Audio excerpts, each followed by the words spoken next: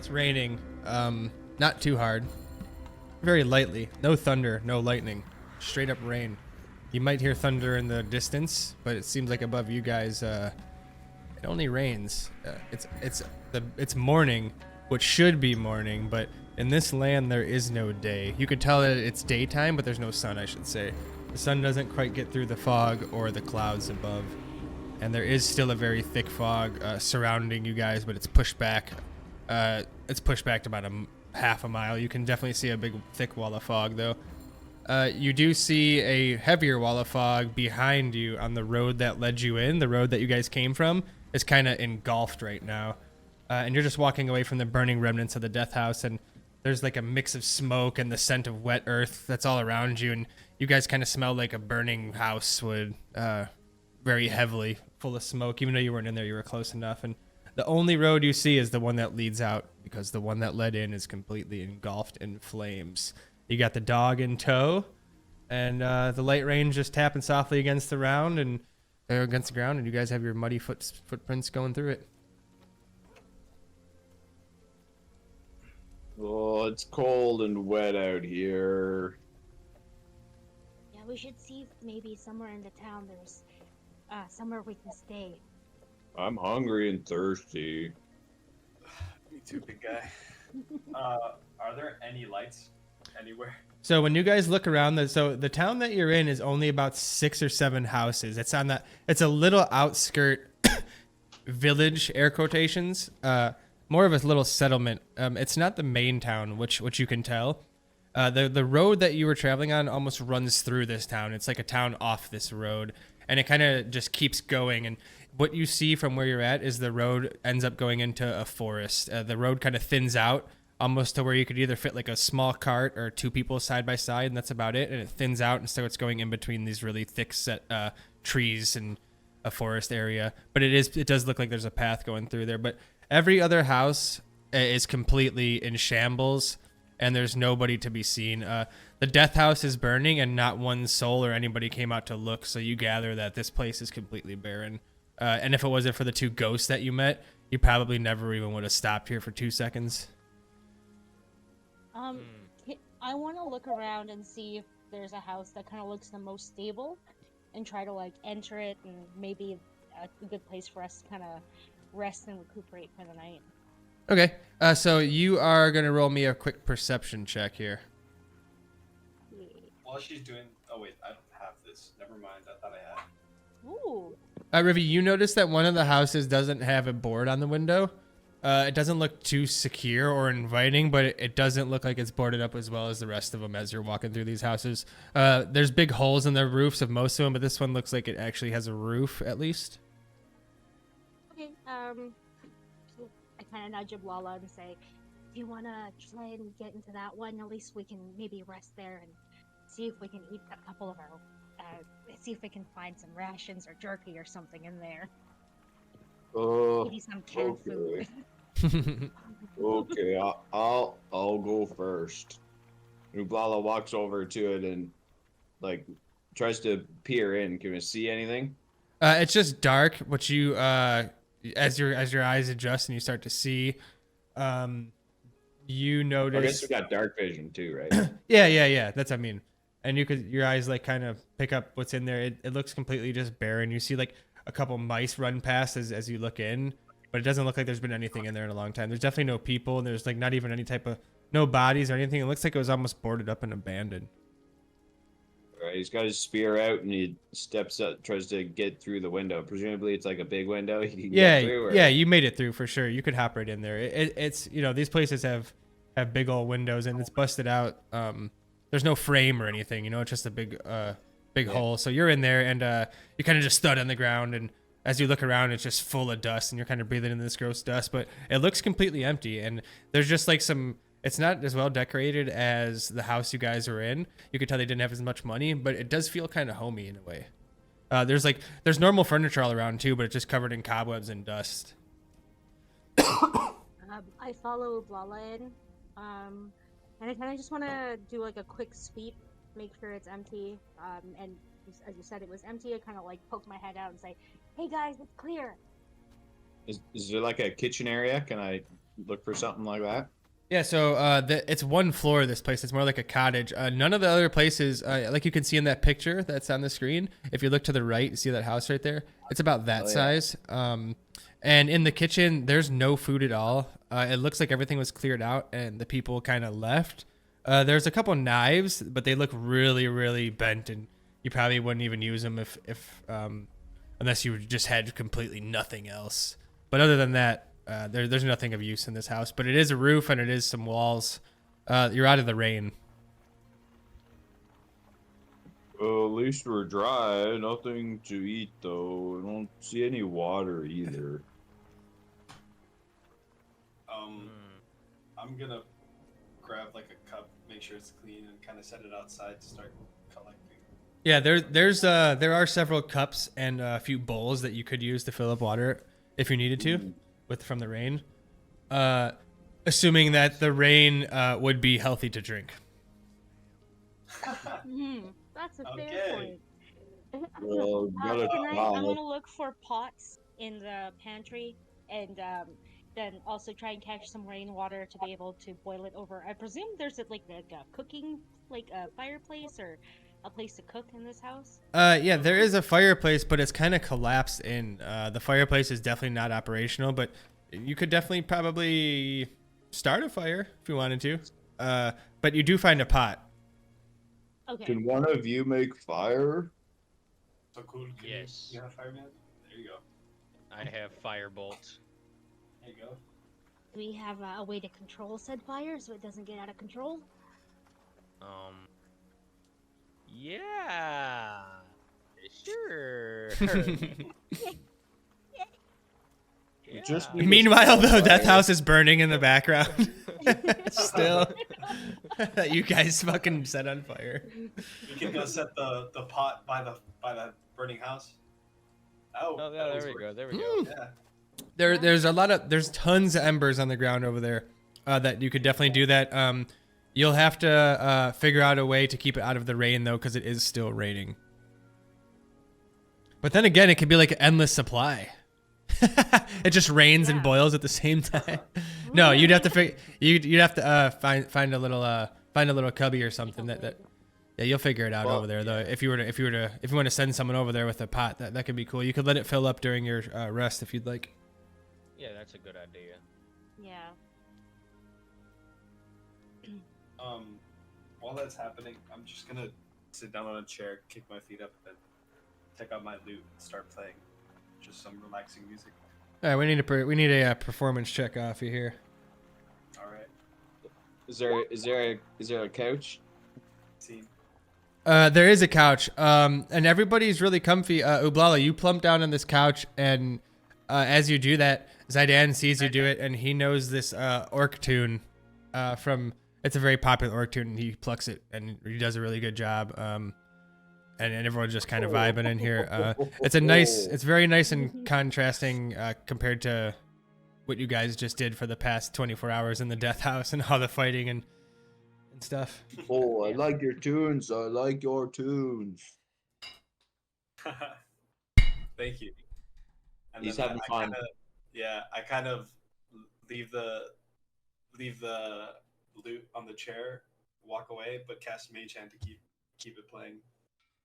Yeah, so it stops for a second, and Ublala looks up, and he looks all pissed, and then he sees the mage hand start plucking, and lays back down.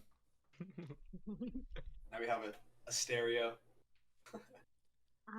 Yes, While sir. all of this is happening, I want to start examining this medicine jar and the deck of cards, see if there's maybe anything special about either of them.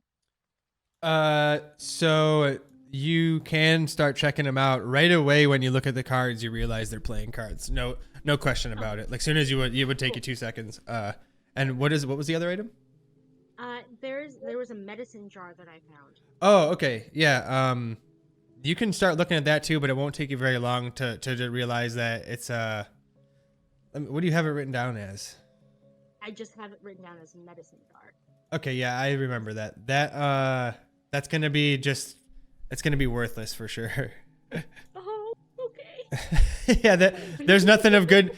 So basically, one thing I did forget to mention, forgive me. Anything you brought from inside that house is slowly starting to decay as you left, by the way. Oh, so that's What about- Besides the dog. What about Okay, the amulet, good. like the topaz amulet that I found? No, things of that nature. Okay. We will say that that was more. How can we put this? I mean, Topaz doesn't really. You know, that's funny. I don't know if they even thought of that. What we're gonna say is that you when you bring it up, I'll tell you if it's decaying or not. And that bottle is well, you guys did find a book each, right? Not the spells, the spell scroll. Those were just worth a certain amount of gold, which I have written down. Yeah, but we had like a spell book that. Yeah. The spell book. Anything that I told you was worth, we'll just say that doesn't decay. Any food you grabbed decayed as soon as you left. Gotcha. Okay. And any items, it's still usable. I mean, like, it's still a jar, but it's just slowly starting to rot. So like, how about like a spear or shield? Would those just? So you do notice that they're starting to tarnish, but they're still usable as of right now. Okay. And okay, Okay. cool. I'm gonna while everybody- study. Oh, sorry. Oh, go ahead. Go ahead. No, you go ahead. Okay, I'm gonna study the spell book we found so I can start learning some of these spells. Yeah, you have the list of them, right? Yeah, I have them. I have them listed, but I don't have them learned yet. Right, I gotcha, It's yeah. Time, and whatnot. All right. So are you guys just kind of resting now? Yeah, I'm kind of playing cards with Oblala. Yeah, play these cards. He's whistling the tune. It's real sweet because this mage hand is just gonna keep playing you guys all night. And the mage hand, it's smart. It knows, and as soon as the mood shifts to sleep time, it kind of starts to play you guys a nice little, just background tune. And it's weird. You guys are cozy in the middle of hell, pretty much. You still don't know how you got here. You don't know where you're at. You could be right around the corner from where you're at. You could be fucking who knows, right? And other than that, it's just. You haven't even had the chance to talk to any real people yet. Everything you saw has either been an illusion or a ghost or an undead or a baby that powered a flesh mound. Damn. So, yeah. Have some good dreams about that. Perfect. Oh, yeah. You start. So, Rivi, have you fallen asleep yet? Yeah, I fell asleep. So you guys are all just sleeping, and Rivi, while you're asleep, you have a dream that you can barely remember when you wake up, but you just remember a man in armor, and that's all you could you don't even really think twice about it, but it was just you're like, that was weird, and you shake it off. Okay. Man in some gleaming armor.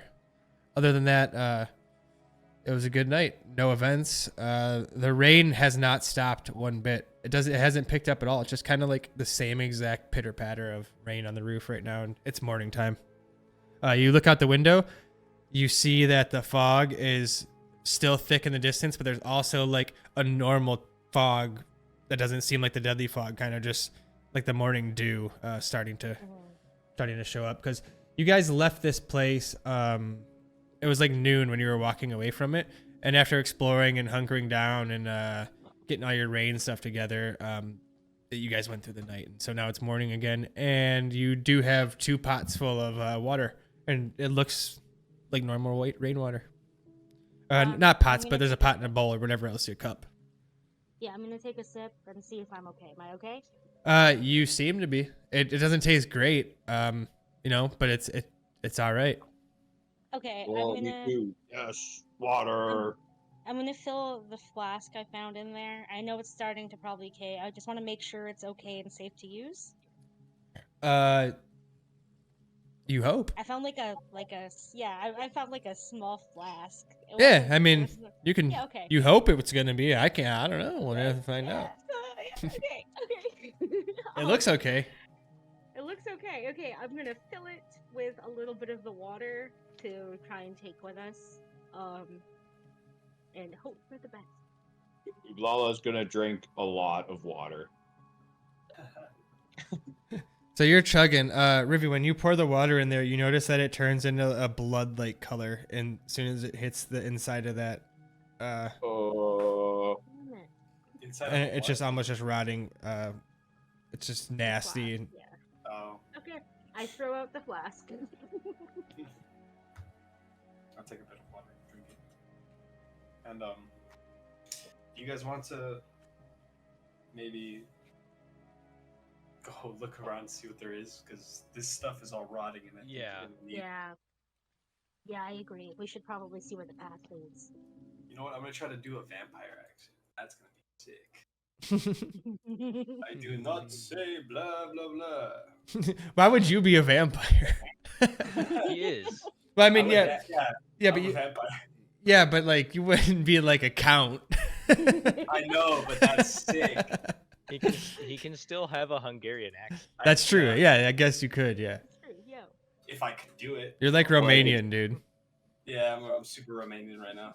All right, this is the one you're going with. La Dracul. Ooh, I like I'm it. All Romanian. right, cool. You say Dracula all the time. Yeah. I speak in Dracula. But yeah, I guess I'm gonna walk outside. Okay, I'm- let's I'm sally gonna forth. use my I'm gonna use my trance ability because I just finished long rest to grab the investigation and insight proficiencies till the next long rest.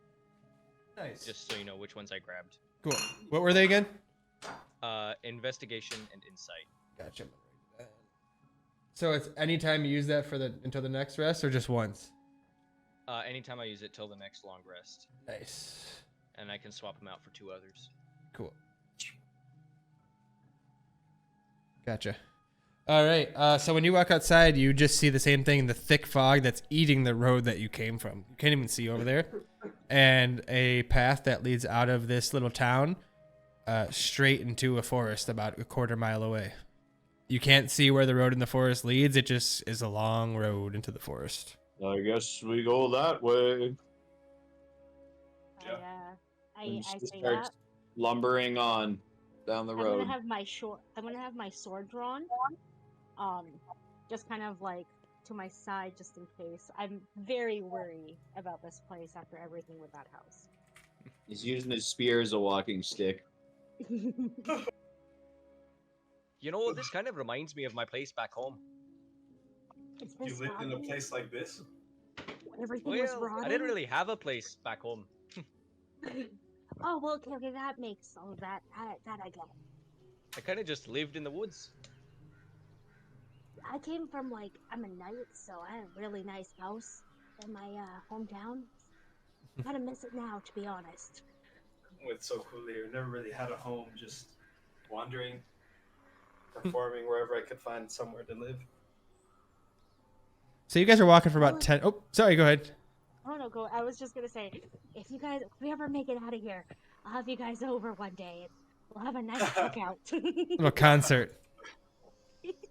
Yeah.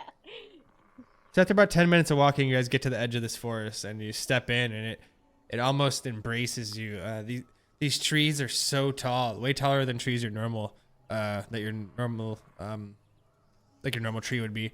And they're kind of like, as they go up, they kind of candy cane, not as dramatic as a candy cane, but they kind of hang over you. They're craning over you guys. And they're very, very, very close together. So when you look into them, you can barely see through them because there's so many that close together. And as you're looking forward, it just seems like it goes forever. You can definitely not fit a big carriage through here. You could fit probably a small carriage or 2 people side by side. So you guys would definitely have to walk 2 by 2. And the rain's still falling, that constant rain. Well, let's keep going. I'll lead the way, I Just guess. skipping down the path. And it's raining too. So as you're skipping, it's like sloshing, and everyone's getting splashed. I'm gonna be looking Damn around it! to see if I see anything. You see absolutely nothing besides fog, trees that are right next to each other, and the occasional howl of a wolf. I'm gonna have Mage Hand like above my head as a kind of like an umbrella. Okay, yeah, it's blocking you, and the mage hand itself exactly knew what to do, and it's got like its hand completely like a high five oven mitt out, and it's blocking just you. Maybe I can have hold the shield like a bigger umbrella. Trees That'd be are awesome. so big. He's looking around in amazement at these trees. as he's walking down the path, trudging along. So it's you hear nothing besides nature. You don't hear any type of cities or anything like that. And you guys are finally getting to, after about a half hour of walking, you finally see a break to where about 200 yards away, it looks like the trees kind of start to widen into a bigger path, and you guys are kind of. Whoa, was that the audio or is that you? Oh, do you need a second? No, I'm good. Okay, no big deal if you do. So you guys see this big opening, and you're not quite there yet, and I'd say now you're about 100 yards, like a football field's length away from to where you can tell that like the mouth of this forest on the other end would kind of open up into whatever is going to be over there. And you notice right away everyone stops in their tracks because you notice just the smell of death. You smell a decomposing body or something gross nearby, and you're all just kind of standing there. And you look at each other because you all know what you're all thinking, and now you're just looking at each other. Ew. I'm just gonna say, out of character, this is the first time you guys have ever seen me blink. Jesus. I'm gonna look blink at you and be like, slowly. huh, didn't know you did that. Oh, I do, Where's I this do. About Smell once a month coming or something. from. Would you want to, are you going to follow the scent? Or So, Yes. okay, yeah, so I guess. Can I follow it? I'm yeah, wondering. it's where's it bad. coming Yeah, from? especially with the rain and stuff. Like it's definitely lifting up. Like you could definitely sniff around and make out where it's coming from. It's coming from off the path a bit to the right. If you wanted to go try to check it out. Okay. I think it's over there. Who wants to go look? I'm gonna go look. All right, Go so on. it kind of there's a slight change in elevation, so you're walking a little bit downhill, but not too far.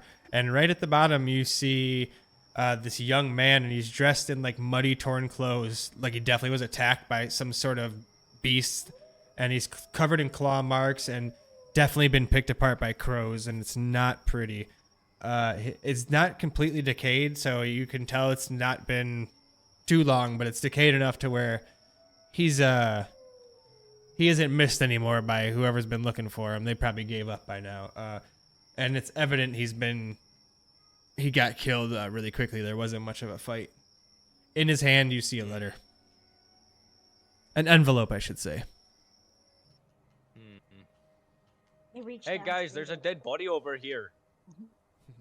I kind of run over, like, what's up? I look over and see the letter and say, hey, there's an envelope. Or he's got something in his hand, and I grab it and read it to the group. So before you can read it, it is an envelope that is sealed with a big wax imprint of the letter B. And you, just because it's been a while since the last session, you found a letter in the last house that had a big wax seal on it. It is not the same seal that was on the letter from Strahd. Okay. It's a big B. Can I carefully, peel it so that I can kind of like keep the wax? Yeah, roll a sleight of hand check Mostly and let's see how attack. well you did. Okay. Time for the nat 1. Ripped it open. Especially with the rain, you had no chance. It was basically the second you touched it, it kind of started to rip because it's been getting rained on for so long. Okay. I carefully take out the letter and open it and read it. Yeah, so you're able to make out what it says, and you're all just standing there, and you're reading it, and everyone's kind of looking at you. Do you read it out loud? Yeah. Okay, so you read it out loud to the group, and it says, Esteemed heroes of the Svalich Woods, I, Kolian Indurovich, Burgomaster of Barovia. You guys all know that the Burgomaster means like mayor or town leader. You would have heard this in your life. Burgomaster of Barovia, write to you in the time of my dire need. My daughter, Arina Koliana, faces grave danger. Her peril stems not only from the normal doings of the evil devil Strahd, but it is magnified by her brother's defiance against him. Her brother's attempts to rebel against Strahd's tyranny have drawn his gaze directly upon us, marking our family specifically for vengeance. It is with heavy heart and urgent plea that I seek your valorous aid to escort Irina to the safety of Vallaki. The journey is perilous, shadowed by the presence of Strahd's forces, yet I am convinced that your courage is our most steadfast hope. For your brave service, you will be compensated. I implore you to stand with us and protect Irina, securing her a chance at life free from Strahd's shadow. With deepest respect, Burgomaster Kolian Indurovich.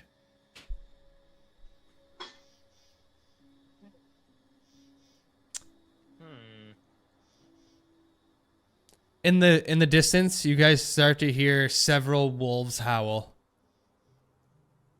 Not too close. Well, we best get out of here. Yeah, let's get going. Okay, yes, go. Just real quick, I got a cloak, didn't I, at the murder house? I got that cloak. Yes, you did, and that's fine. Okay. Oh, okay, good. Okay. Is it a cloak of protection or is it just a regular cloak? I can't remember. I thought it was. It was the cloak of protection that you found. Cool. Thank you. Oh wait, my robe is that decaying? 'Cause I got that one from there. Which robe was that? It was on a skeleton in the. That one is starting to decay. Yeah, the cultist robes. Yeah, that was the one being worn by someone, right? Yeah. Yeah, that one's it's starting to get a little funky. You can tell. Oh. Ublala just checks down on this guy, seeing if there's any weapons or anything good. Not have. So you find nothing on him. He's been completely ran through. And can he tell how he died? What's the wounds? There's the note if you wanted to see it instead of hearing an idiot like me read it. Yeah, so the wounds definitely look like bites and scratches off of probably either a wolf or a bear or something of that sort. Oh, sounds like maybe those wolves got him. Yeah, we should probably get out of here before they. Speaking find of us. wolves, you hear them howl much closer this time. They're coming. Yeah, let's get going, guys. On the I'm going go. to prepare to cast Flame Blade because I don't want to be caught off guard. Sounds good. Yeah, and just a reminder, I still have my sword out because I don't trust this place at Now all. we're hustling back to the path. Sweet. So you guys Yeah, get back we're- up to the we're- path, and everybody's kind of at the ready, and you're just moving along. You're about 50 yards from the entrance now, and you do make it to the entrance. Okay. You do also hear the wolves closing in, but it seems like as you left the actual lining of the forest there, you can kind of hear them staying in the forest. That doesn't seem like they're going to actually come out. But in the same breath, the fog is creeping up, and pretty much anywhere that you're coming from, it's basically replacing you. So just think of it kind of just it's in your wake everywhere you go. Does it look like we can head back? It doesn't look like you could go back into the way you came from. No, that the forest where you came from is now almost completely engulfed. But I don't like this fog. in front of you guys, you can make out in the distance, about a mile away, through the fog, you can see towering buildings. But these buildings don't look like buildings. It doesn't even look like the houses did in the other. The houses you were in were kind of just, they were just creepy looking in a sense. But the houses that you're looking at now, this town, it's almost like the architecture's not even from the same type of. It's just nothing you're even used to. They're so tall and pointy, like they wouldn't even make sense. Does it kind of give us the sense that it feels like this world is kind of like paced together? You know what I mean? Like that village didn't necessarily was maybe part of this place originally, but now this town doesn't like necessarily feel like they were there at the same time. Like one kind of came after the other and kind of I don't know, I don't know how to put it. Like it doesn't look like it belongs. It's hard for you to tell anything because how far you are. Maybe when you get closer, you could have a better sense. But it just feels like there's a certain aura about the place you're looking at that the other place didn't have. The other place definitely was evil, obviously, because of what you guys witnessed. but it doesn't seem like the same type of evil. Especially as someone of the light right now, you're just feeling, you can't even pinpoint it. It just feels really gross and evil, and this presence is just not a good feeling. And as you're even sitting there thinking about it, the wolves are on the cusp of the woods now, and they've stopped. But as you guys look back, you can see that there's about 4 of them just lined up looking at you guys. But they do not come out of this forest. And you're about 50 yards from the town that with the buildings, and you can't really see what's on the ground. You could only see tops of the buildings poking through the fog unless you were to get closer. You guys want to see if we can find this burgomaster? Maybe they could explain some things to us. Yes, we Yeah, I need to agree with go that idea. town. Need to see what's there. Okay, so you go towards that town, and as you're walking up to it, you start to see even more of the buildings appear. As you're getting closer, more and more start to appear out of the clouds up top.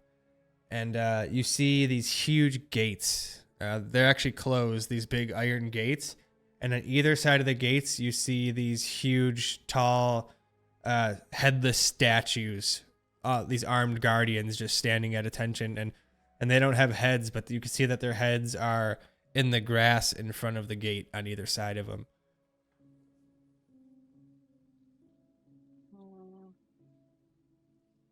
Man, Whoa. those pole gods. They're statues, though, aren't they? They're not. Are they real guards? No, they're statues, Yes. and yeah, and Oh, they're statues. they're like Okay. they're like 60 feet tall. It's really really tall.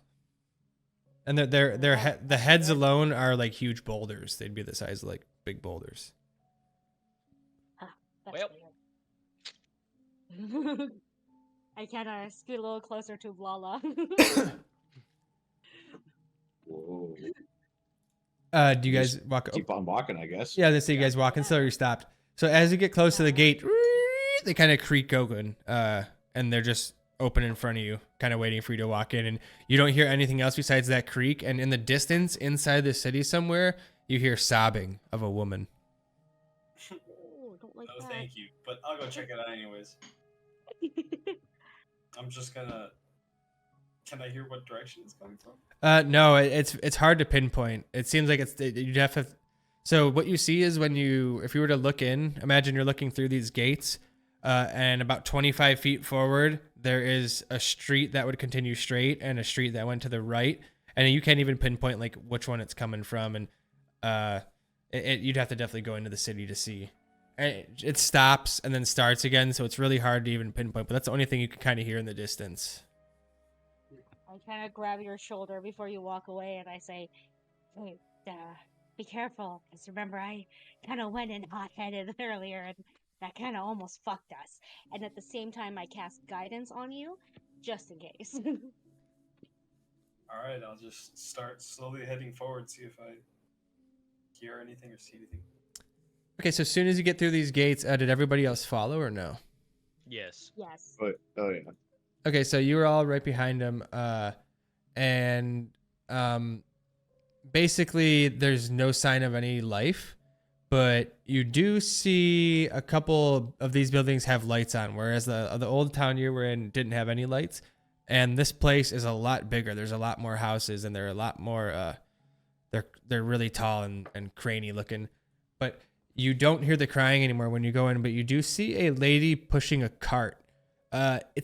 It's a big cart with an umbrella on it, and you can see she's selling some kind of baked goods, and there's 2 citizens in line, and they're both just waiting in line, looking pretty happy. Ooh, yes. Yeah, we go Ooh, up to them. Ghosts? Yeah, I follow Ablala. The moment I see Ablala running to the cart, I'm like, Ablala, wait. Okay, so he's clomping in the mud, and it's like his muddy footsteps are plopping everywhere, and as you approach, the citizens see you guys running, and they grab their pies, and they were actually like smiling with anticipation at these pies, like licking their lips, like looking like fiends, and they were just ready to eat. They were so hungry and finally gonna eat something good other than the bland stuff around. And they see a half orc just running through the mud at them, so they just grab their pies and just they hurriedly go to their houses. And But the older woman, when you get closer to Blala, she seems super friendly, and she's like, "Oh, hello, how are you?" Oh, hello. Hello, I'm very hungry. Can I have some pie, please? She's like, "Oh, get under the umbrella," and you can see off her cart, she has a big umbrella, and it's not like an actual umbrella, but it's like a cover, and it goes up off. It's like on a stand above the cart, and she beckons you under, and you see that. Just a duck. What's that? He has to duck to get under. Yeah, you definitely have to duck, and then you're like hunched under it, and as you go under, you notice on the side of there's a little poem on the side of the cart, but you don't actually read it yet. It's some sort of like poem that she wrote, but you're kind of like too close now under the umbrella to actually read it. I can't read. Okay, but Can I read it? sure. It Because I'm says, following up behind him. yeah, it says, "Nibble in battle, feel sharp and strong. With my dream pies, you can't go wrong. Rest while you munch, feel sturdy and bold. Ready for the day's tales yet to be told. Nighttime pie bring dreams of fun and wealth. Sleep so good, you'll wake up in great health." And as she sees you reading, she says, "Step up and smell them." And she kind of beckons you all in. An I'm insight going check? to. Sure, what are you trying to be insightful about? I want to know how legitimate this lady seems, because I'm worried about my friend. Like, I don't want him just eating some rando lady's food, especially in this crazy place where everything's like, Yeah, you sure. poured water in a flask and it turns to like blood. Roll a insight check. Huh?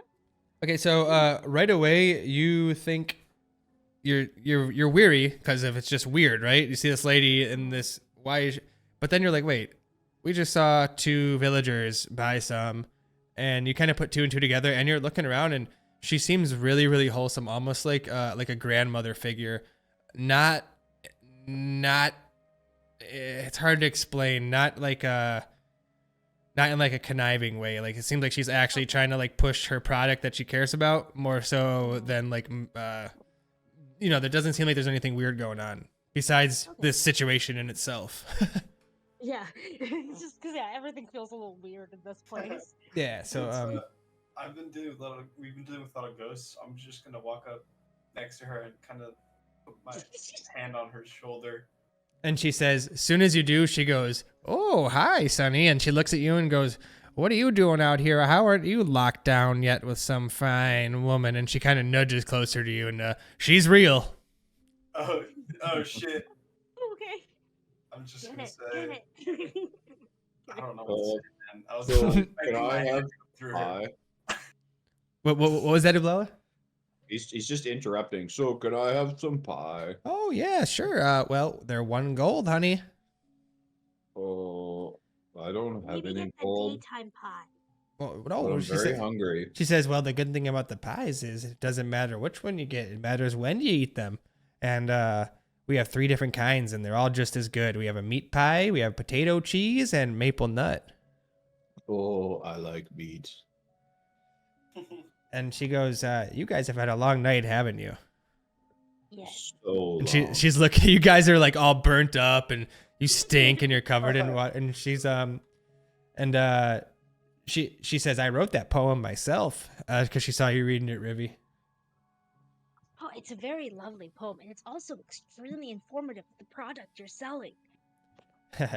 She says, "Oh, thank you," and she feels really she's loving this. You could tell like the villagers don't really give her much conversation, and she's like a grandma. She likes to talk, and she says, "You know what? I'll let you guys have 1 pie. You can split it between you tonight before bed." And she says, just one. There's 4 of us Oh, though, and I'm I kinda very hungry. I put my hand on Oblala's shoulder and say, All right. "Can we actually get like 4 pies? I'll pay for the rest of them." "Oh, I'm dang. going to use minor illusion Okay. to kind of whisper in the woman's ear, like with a voice like that whispers in her ear, that says you should give each of them a pie. Right. Just roll a d20 then." Okay. 19. Oh, damn! You see her look left and right, and she kind of is confused, and you see her look up in thought, and she says, "On second thought, you did have a long night. You guys can each have a pie. Tell me which kind you want. And you guys each get a pie. You tell her what kind you want between the meat. And you guys each get your respective pies. And she's looking at you all. And she says, "Don't eat them in the rain." She says, "You could go over to that tavern and eat them." And she points, and you see a tavern. There's no music or anything coming from it. Doesn't seem lively, but you do see a tavern with a light coming outside of it. And Lala's already got 3 bites out of his. I pay her 2 gold coin for the extra 2 that I'm kind of holding for Oblala, because I know that's not gonna kill him. And he kind of like awkwardly stops like mid bite as she says that, and he just sort of like looks around at everyone else and just like takes his pie and just holds it kind of awkwardly in his hand while he chews down the rest of it. Wait, are we supposed to? I'm gonna ask you. Are we supposed to wait till nighttime to eat these? No, it's you don't have to. Yeah. So when you eat it right now, well, you just feel like really elated and you feel good. Everything seems you just feel better. Oh, this pie's so good. It's so good. It's so good. Yeah. And you just from the looks of you, everyone kind of is like, okay, this is legit. Like you kind of trust the woman a little bit more. Now everyone was kind of, a little weary, but you seem fine. And the pie actually did taste great. There's no doubt in your mind that like this lady can fucking bake, man. Like she can bake.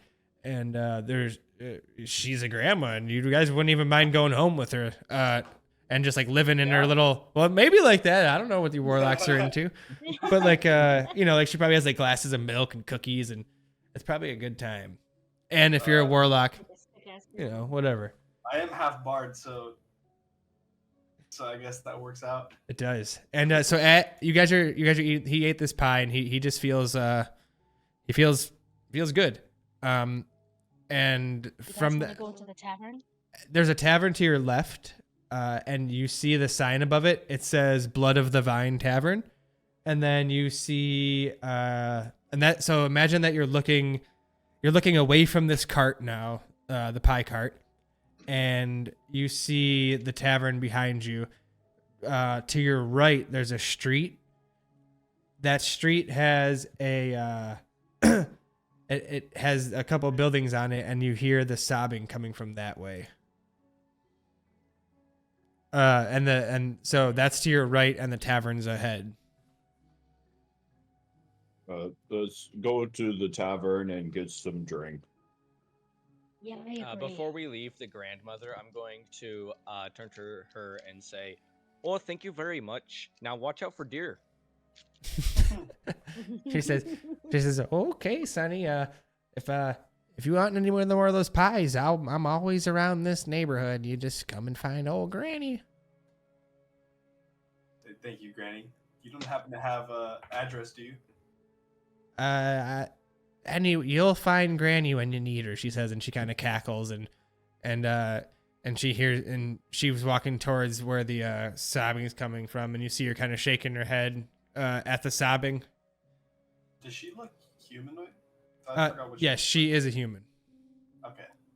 Just making sure. A well-fed, plump Granny. So, now you guys are just standing in the rain, heading towards the tavern? Yep. Yeah. Okay, so you do get to the tavern, and again, there's no noise coming. It doesn't seem like a lively place. Outside of the tavern, there is a sign, and when you get closer, you guys can all see that it says blood of the vine, but the F in the word of has been graffitied to say on. So now it says Blood on the Vine Tavern. And in the distance, the only other kind of building that you can make out to be something definitive is a church in the same city. So you see a church that's probably 30, 40 feet away from where you're at on the other side. And everything else is just a weird looking kind of creepy tall building. And this tavern's one of the only places with light coming out of it. Vala just walks right up and opens the door and goes in with everyone behind him, presumably. Yeah. Yep. Okay. You could tell that this place used to be like either popular or at least like a place of comfort, but now it's like succumbed to just neglect. There's dust everywhere. There's only 3 tables, and 2 of them. Well, there's only 3 people. Let's say 3 groups of people. There's a table of 3 women. They're dressed in surprisingly bright clothing. Kind of takes you off guard, but they don't seem to be too cheerful or anything. They're just kind of dressed in bright clothing, which doesn't really match the tone. There is a bartender who just looks like a normal human. And there is another human-looking man. He definitely looks like a human, but he has very pale skin, like he hasn't seen the sun in a very long time. He is over by the fireplace drinking out of a mug. I'm gonna go walk up to the barkeep. Yeah. All right. Find an empty table to put the pies down that I've been carrying. Sounds good. So you set the pies down. You see these 3 ladies kind of roll their eyes, but not in like a bad way. They're just maybe because you're foreigners, maybe because you bought pies and everyone buys whatever. You see them, but they don't look mad. They're just like, oh, whatever. And then so then when you go up to the bar, the bartender doesn't say anything. He kind of just nods, doesn't smile. He's a pudgy little guy, and he's wiping these little glasses. He has about 6 glasses, and he's just wiping one of them. And he says in a very dull voice, he goes, "Can I help you?" Me and my friends here, we're traveling by. We don't really know where we are. 1 copper piece for a glass of wine, 1 silver piece for a pitcher. So I have this. My background is entertainer, and if I offer to play music, I can usually get a good place to stay and good food. Could I try to tempt that? So he starts to say it again, 1 copper piece, and then the one of the ladies stands up and she goes, "Start playing." Oh. Okay. I walk up on stage and I start, or wherever, on a table, wherever, and start playing some music. Oh yeah, there's like a little not a stage, but there's like stairs that go up, and you just stand on the first stair. Go ahead and roll. All right. I'm gonna play. What's that one you always play from WoW? Oh, okay, yeah. Well, we're gonna see if you play it or not. Tell me what you rolled. 12. Oh man. Okay, so That's not bad. well, so as soon as you go up there, right away, Ublala's like, "Play the orc one," and you're like, "Dude, I just played that one last night," and you go up there and you try to play the Dark Moon Fair, but you accidentally play this one because you didn't roll high enough, but it's still good. It's a WoW song, but it ain't DC 17 for the Dark Moon Fair all fucking day, brother. If you want that, dude, all right. But this one's good. And you see the 3 ladies, they all stand up and they're dancing in a circle now, and they're like real lively now, and they grab Rivy by the arm. Do you dance with them or no? Yeah, she does. Reeves, and she's. Are they pretty? They are. They're a little bit older, and yeah, they're. But you also notice, so when you look at them, you notice that they have a lot more color in their skin than the other guy in here. They look like they're more exuberant. They just enjoy life more. It seems. It's kind of weird. Yeah, no, Reeve is there. Reeve's 100% there. She's like, "Oh, ladies," and I dance with both of them. Okay, so you guys are dancing. So cool. What are you doing? I'm going to reach into the robe that I have, and I'm going to pull out this amber thing. Get that guy in here. I get him in here. He just walked outside. Dude, we'll get rich on this fucking subscribe and donate for So Cool's new house. Fireball. All right, no, but keep going. What were you gonna say? Sorry. No, you're fine. So I reach into my robe and I pull out the amber that you said was worth 75 gold. Yeah. I'm gonna put it on the counter and I say, how much could I get for this? 1 copper piece for a glass of wine and 1 silver piece for a pitcher. And you notice that he's gotten through all the glasses that he's cleaned, and he starts cleaning the same ones again, almost like it's just what he does all day long. At least How about water? Can I have you- water? Are you okay in your head, good sir?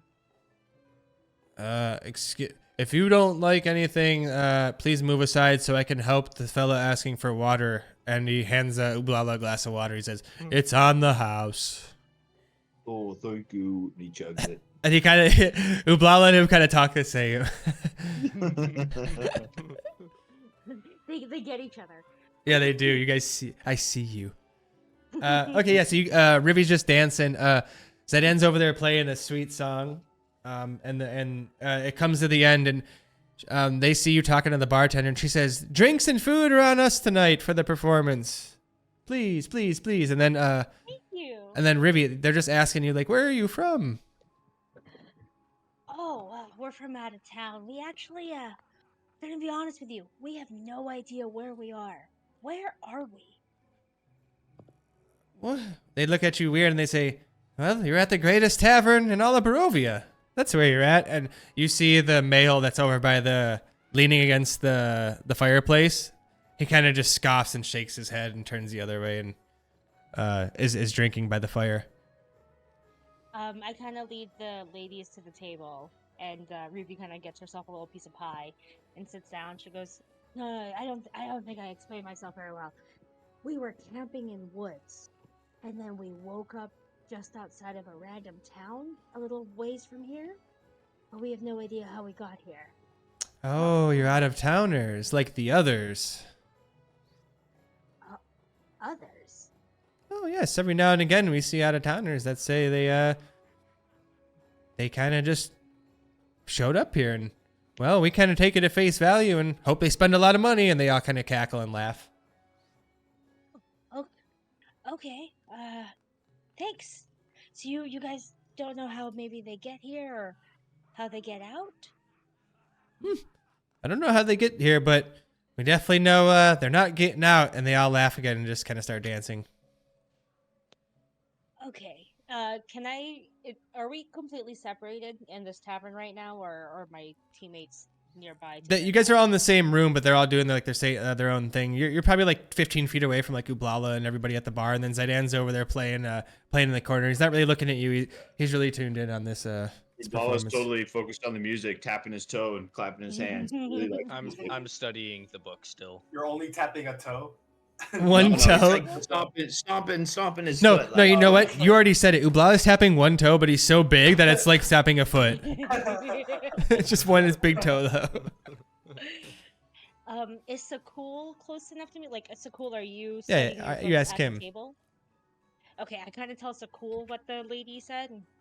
Yeah, he I can know hear you. what that's about, but that's kind of weird. Oh yeah, I agree with you there. It's kind of weird. I kind of peg the guy sitting at the corner, and I just want to cast. I want to use my divine sense to see if maybe he is what I think he is. What do you think he is? I'm thinking he's an undead. Okay, so you get absolutely nothing from anybody in here, actually. Except for Oh. Zaidan. Oh, okay. Because Zaidan's a Dampier, right? Oh yeah. Yeah, but you guys have been rolling together so long that you don't his aura I that don't he get gives anything. it pings, but you just like completely already know to ignore it. You know what I mean? Yeah. Because you've done it so many times around him. Ah. Yeah. Okay. Play your instrument Okay. and leave us alone, Zaidan. I kind of walk over to the guy that's sitting in the corner and say, "Hey, saw you kind of shrug us off over there. Just wondering if you know how." Not you, he says. Not you. It's them. And he kind of he eyes the three women up, and they're sitting back at their table now, and it looks like they're doing some sort of math, like they're adding up numbers from their little business here, or whatever. And not you, those women. I ask if I can join him at the table. Please sit down. I sit and I give him a piece of pie because I don't know what else to do. I'm like, here's a piece of pie. Thank you. Just out of curiosity, do you know how often strangers come through here? They made it seem like this is a pretty regular occurrence for this place. He pushes the pie towards you. He says, "I try to watch my figure, but the travelers, they come every so often, not too often, but they never stay long until they end up dying at the hands of the evil Strahd. And then he kind of just looks down at his feet, and then he looks up and says, I hope that you fare better. Thank you. Do you happen to know if Burgermaster Kolyan is in this city? He We says, found a letter. on and his the- eyes perk up, and he says, that is my father. I am his son, Ismark. What letter are you talking? I show him the letter. He reads it, and he says, yes. Where did you find this? We were walking through the woods from this small hamlet, and we found it on a dead body. It looked like it had been ravaged by wolves. Probably been there for a few days. He says, damn it! Not again. That's my father's messenger. He must have got caught up by Strahd's minions. Are the wolves his minions? They're all his minions, the wolves, the bats. As long as he's within sight, they listen. But even those bastards, soon as Strahd is gone, they don't listen anymore, because even they don't like him. But if he is within sight, they will listen. I kind of lean in a little closer and I drop my voice just because I don't know who in this tavern is a follower of Strahd. Yeah, so you look around and you see the same people. It's the party of three. You see the guy at the bar still cleaning the glasses and the guy with you. What do you say? I kind of like, because he's not sure of the women, and clearly this is the brother who was rising up against Strahd, I don't know if those women are kind of like in it, you know what I mean? So I kind of whisper to him and say, hey, listen, I'm a fighter for the light. If there's anything we can do to get rid of, or maybe even help this town, just let us know. He says, this almost seems too good to be true, but we are not in a position to pick and choose. If you're willing to help, we definitely need help.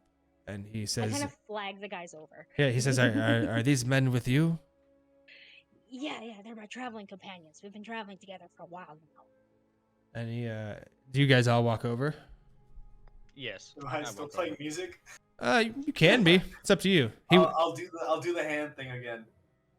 Okay, yeah, so it's just still plucking along, and it's giving a nice background ambience. She's gonna have to try pretty hard to get Ublala's attention. So I yell She over did to that. Bala. If you don't come over, Oh. we're gonna eat all the pies. he looks back and forth between the music and over there, and he's like kind of torn between what he's gonna do, but then he goes over there. I hand him one whole pie for himself and be like, here you go, thank you. How many do you have left now? I am down to one pie. Oh no, 1.5 because I split a couple of pieces. Okay.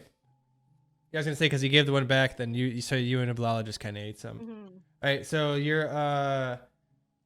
you guys are all walking over, and he says, "Please have a seat." And you all sit down, and he starts telling you that he says, "My sister Irina, we must get her far away from Barovia. Count Strahd has it out for our family after the stupid brother of mine decided to rebel and attack. And ever since then, he hasn't left us alone. We need help escorting her to safety."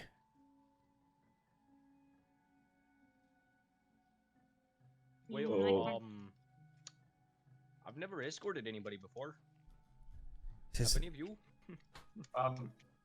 Where do you want us to take her? far from here, far from the dark influence of Castle Ravenloft, he says, and he looks around and he says, he leans in close so nobody else hears, and he says, "We want to take her to Valaki.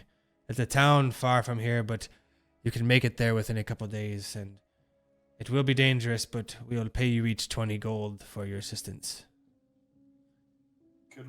If we do this, could we get some equipment? As you can see, ours is not up to the task. He looks at you all and he says, you can definitely come through my house and spend the night, rest up, and we'll see what we can find for you. We definitely have some things." Is there any place that we could also maybe sell a couple of things that some of our wares? Maybe so that we can have a little bit more money in order to kind of get us along for the next few days. Yeah, so he says, Bildras Mercantile will be open in the morning, and you can go to the mercantile and sell your wares and browse his wares, but he'll definitely be closed at this time of night, and some days he doesn't even open. It's hard to have motivation around here with Count Strahd always lurking in the shadows. Can I insight check this guy to make sure he's not trying to get us killed? Yeah. I got this cool new thing called Jack of all trades. Yeah, he just feels genuine to you. Sounds good. Alright, you guys. Really believes him. She's just like, yeah, this dude wants to get rid of the evil vampire. She's there. He says, he sees you guys all kind of second guessing. He says, like I said, I am the son of the burgomaster, and sadly, I am going to be the burgomaster myself, as my father has just passed away. He could not handle the stress of Strahd any longer, and with the curse that Strahd's put on our family and the stress that he's put upon us, he could not take it anymore, and his heart has stopped. I hear this and I go, tomorrow morning, I can prepare a ceremony for your father if you wish. And we could be very holy. That'd be very nice. Irina and myself have made a coffin for him, and it would definitely be good to get him to the church and buried. I can also make sure that no one dead defiles your father's body if you wish. We could stop there quickly and make sure it doesn't happen. Oh, that'd be very nice. Shall we all go to my house now?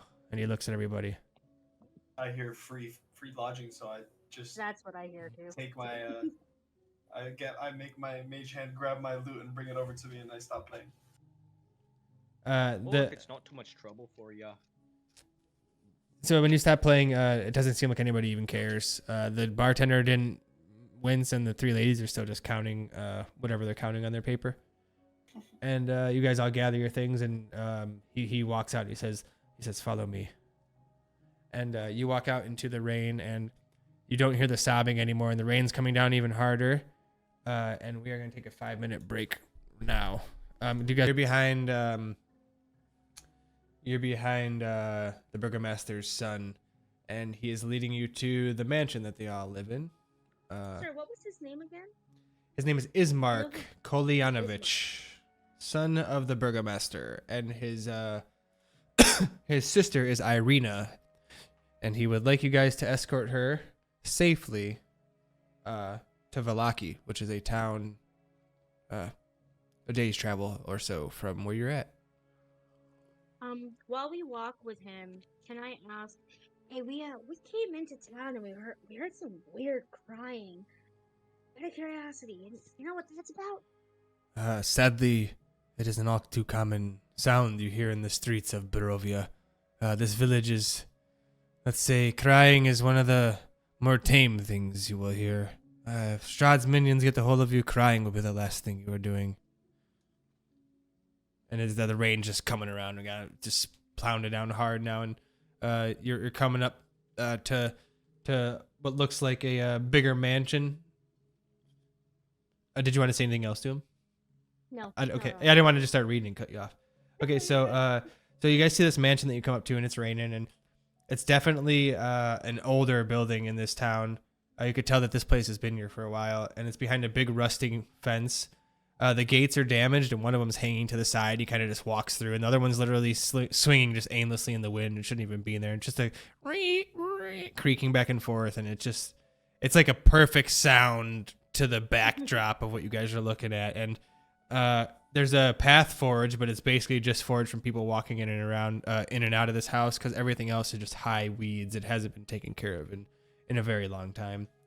And he walks up to this door, and he knocks. And you see this young woman. She's pretty well kept. Her hair is very well combed, and she doesn't look like she's seen sun. But she definitely looks like she takes good care of herself. Almost like She probably is pretty able-bodied if she were to have to fight or even defend herself. That's what you automatically gather from the way she even just carries herself. She doesn't look scared. And she looks at her brother, because you guys already automatically gathered that this is Irina. And she says, "Who are they?" Right when she looks at you guys. And he says, "Don't worry, they are going to help us get you to Vallaki." And she says, "We aren't going anywhere till father is buried." And she kind of stomps away, almost like you could tell they talked about this before. And he maybe been putting it off for some reason. Revi kind of puts her cloak, her hood down, and she says, and by the way, she's totally starstruck. Like, she's just like, "Oh my god, like, this chick is so hot. I will do anything for this girl." whatever she says, we're gonna do it. So she kind of takes off her hood, and she goes, "Ma'am, I'm also a cleric. I promised your brother that we would perform a ceremony where to prevent anything happening into your father's body, and as well as perform a ceremony to bury him properly tomorrow." And she raises one eyebrow and she says, "Why would you help us?" I'm a cleric of the light, and I want to make sure that even if it's moonlight, you guys see some light eventually. And she looks at her brother, and he can tell what she's thinking. And he goes, We don't have the luxury of being able to ask questions. We need any help we can get, and I trust them. There's no reason for them, unless they are minions of Strahd, and they don't seem to be the type. But then he kind of looks at you guys and goes, "But then again, Strahd being Strahd, you never know." And he kind of looks you guys up and down, but you can tell he trusts you. And then he kind of walks in, he says, "Please come in. Let's get out of the rain." And you start walking in, and he says that you can make yourself at home. And you notice that there is it's nice in there, but it's run down. Like, you could tell they keep it well, but it's definitely super run down. And you also see a casket sitting in the side room, with nobody in it, but then right next to it on a bed is the body of their father. I kind of turn to them and I ask, "May I? May I?" They say, "Be my guest." And as you get close, the air is kind of smells like the scent of new decay, surrounded by fading flowers, almost like they held their own ceremony in there, or tried to at least. Mm-hmm. She's gonna cast. She's gonna touch her hand to him and just kind of go, just kind of like pray to spare the dying, just to kind of maybe protect him from getting touched by any undead or any fiends. Doesn't know if that's gonna work, but she's gonna try. Okay. And she also kind of starts going back in her memories and starting to remember how to cast ceremony. So just so you know, when we take our long rest, I will be switching that spell out for one of my others. Okay, sweet. So yeah, he gets kind of like enveloped in a light for a second, and then it kind of just fades into him, and you're hoping for the best.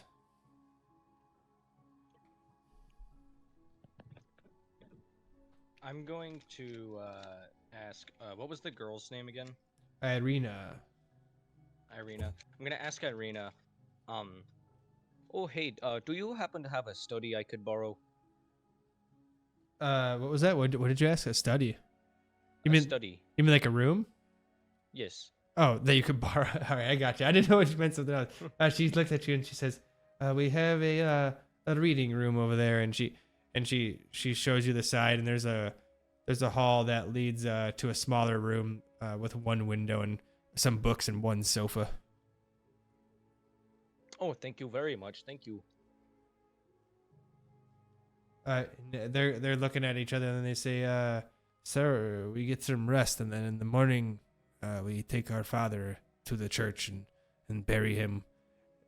We've been asking the citizens for help, and they've been too afraid to even come out because of Strahd. And we thank you guys for helping us get him to the church." Who's this Strahd? He sounds not very nice. I reminded Lala of the vision I had.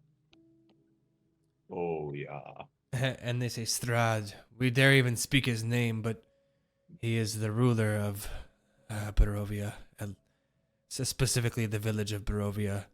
And he rules with an iron fist and sometimes worse. And he'll string your guts from the ceiling and he'll steal your baby from right under your face and laugh at you. No, I don't like him. He'll bite your neck and you have no choice but to like him. Oh, What were you going to say, Is he Ruby? around? He's always around or watching, or at least his minions are. Like I said, watch out for the wolves, the bats, anything you see in Barovia can be a minion of Strahd. But again, even those minions hate the bastard that is Strahd, and once they're at the view, they also would try to escape if they could. Nobody can escape Barovia. oh no. Sad to say, Oh. you guys are here for the long run. This is your new home. Just gotta, it looks sad. It's just sort of like hangs his head. He's not sure what to think about it. Shall we get some rest? Yeah, okay. If you could please show us where we can sleep, that would be great. We don't have room to accommodate this many people usually, so you make yourself comfy wherever you may find. And as you look around, there's boxes that look like they've been packed up almost, and they may have to move quickly. It seems like, but there's definitely some corners and stuff where you can make yourself cozy. Is there like a carpeted I'm area? gonna make myself cozy in the study. Unfortunately, there's no places with carpet, but there's some what look to be like skins of different animals in the corner. Maybe you could grab one of those and put it down to make it. The whole room everything's kind of pushed to the side, all the chairs and everything, and there's just room for the casket and the body, which is in the far side of the room. And there's only one big room that you could basically all be in, and on one side of it is that body. All right, he's gonna get a couple animal skins and be as far away from the body as he can in that back corner. Yeah, all right. Any couches? There any furniture that there is, everything's stacked pretty tightly on the walls, and it would take a lot of it would, as you look at it, it just seems like it wouldn't even be worth your time moving the stuff off it and there'd be nowhere to move it to. Everything, they had to make room for this coffin, and it seems like they already have room for more people than should be living there, and they're just not there right now. Kind of like this might be one of the safer houses in this whole village.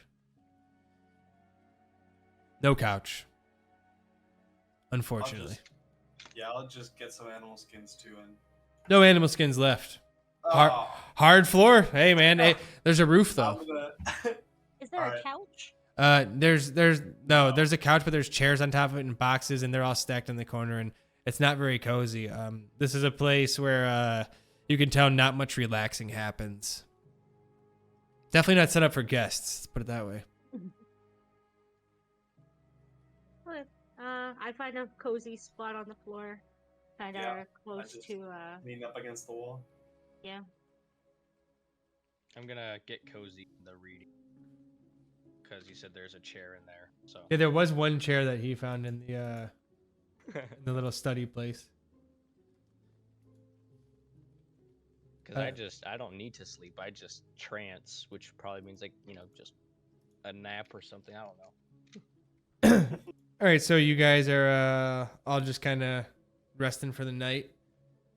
Mm-hmm. Cool. All right, well, the night goes by, and it's the morning, and you heard nothing outside through the night. It's very quiet. That fog, you could see out the windows, and that fog's kind of just surrounding the area. But not like it was in that other house. It's not pushing against the windows like it was. And as you wake up, he has some loaves of bread and just other little rations, like some cheese and some water for everybody. And he says, it's not much, but it's what I can offer now. And he says, please at least take a few bites before we venture out. And he shows you guys a table with at least some things to eat on it. Nothing great. Some berries and some nuts and like some bread, some flat, non-risen bread. Unleavened bread. Unleavened. but not unleavened Oh, on purpose. thank you. Unleavened because lack of anything else. Yeah. I love flatbread. Thank you. I still have some meat pies, so I kind of turn to everybody and say, I have a half a meat pie. Do we want to maybe split it? Also, guys I'm wanna not very Oh. hungry right now. So you guys- speaking of those meat pies, Rivia and Ublala, you're both awake now, and you had the best dreams that you ever could have imagined. And like as you wake, like they were so good when you wake up, like the reality of Barovia and everything kind of hits you hard. It's like Aw. you feel almost like hollow. Yeah, it's like damn, like those pies are. I want to eat one. Those are good. Like and I want to go back to sleep. That was so nice. yeah. You just have a pie. Thank you. I give him half, like I kind of quarter I half of the pie I have left between the two of us, and I kind of turn to Sakul and say, "Did you want some pie?" Oh, thank you very much. I don't mean to bother. I quarter mine because I know Ublala's probably going to be hungry a little bit later, so I don't want to, give him all of it. So I kind He of already ate his split quarter. it. Yeah, split the quarter between me and Sakul. Well, thank you very much. All right. Well, so you guys are all just kind of eating these pies, and everybody else. Would you guys just grab some breakfast and whatnot? Yeah. And Yeah, sure. you notice that they're starting to load their father into this casket that they had there, and I help because I don't want her to have to strain herself. The moment I see it, I kind of go around and go, "Oh, here, my lady, let me help you." okay, so she's like, oh, thank you very much, and she backs off and lets you help, and you get him in there with no problem, especially because not only are you strong, but this guy seems like he was frail when he died. Like he wasn't eating much. He definitely was worried.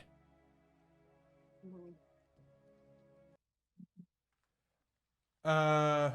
So also.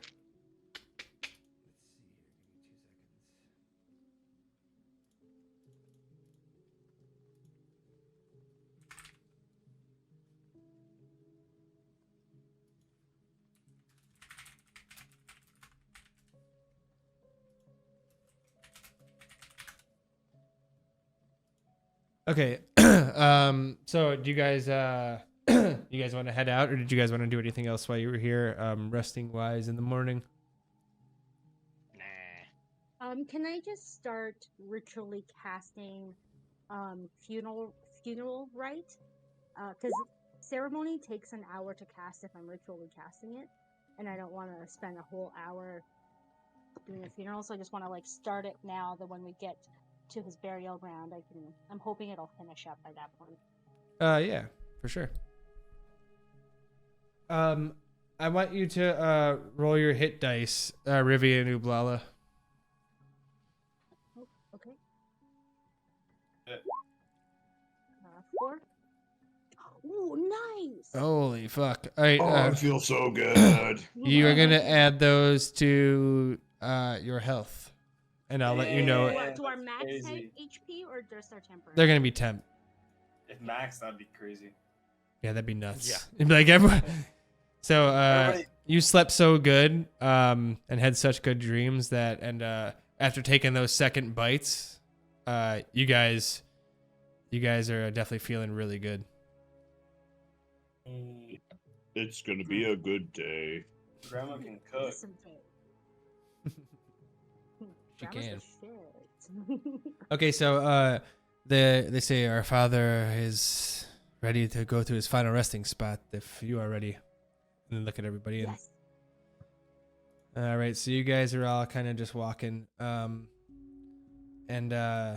you're going through this town, and you guys each have a hand on this casket, and you're just it's a good walk from here to this church.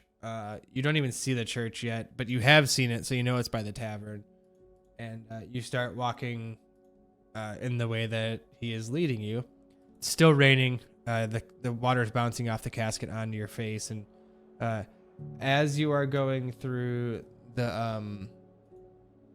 the streets, you notice that in between the houses, the fog's kind of creeping in, and within the fog, there's wolves just watching you guys, walking slowly on either side of you, in between the other buildings, just watching you as you carry this casket to its final resting place. Ooh. They're watching us. It looked like You guys all see. You definitely all see the wolves too. I ignore them so I can focus on my ceremony ritual. Are there any funeral songs that I could be playing right now? Wait, yeah, you're Yeah, you're a you bard. you could break off from them and do a performance check. I'm gonna. You're gonna be playing Amazing Grace on the bagpipes. All right, so you do play a really nice song, and it sets the mood a little bit better, and it just makes everybody have a little bit pep in their step. Everybody starts walking a little bit faster, and you see the wolves kind of see that everyone is not too afraid, and they kind of just dissipate into the fog, and they all just slowly start to walk away, and so the wolves are gone, and you're walking towards this church. And you do see a big, tall, and it's extra tall and pointy, way pointier than a normal church that you would usually see. And it's on a slight rise, so there's a little hill that leads up to it, and there's a bell tower on top. And it's kind of sagging, though. You could tell this has been here for a long time. And you get to the doors. They're big, heavy wooden doors. And they're etched with these claw marks and burn marks all over the surface of the doors.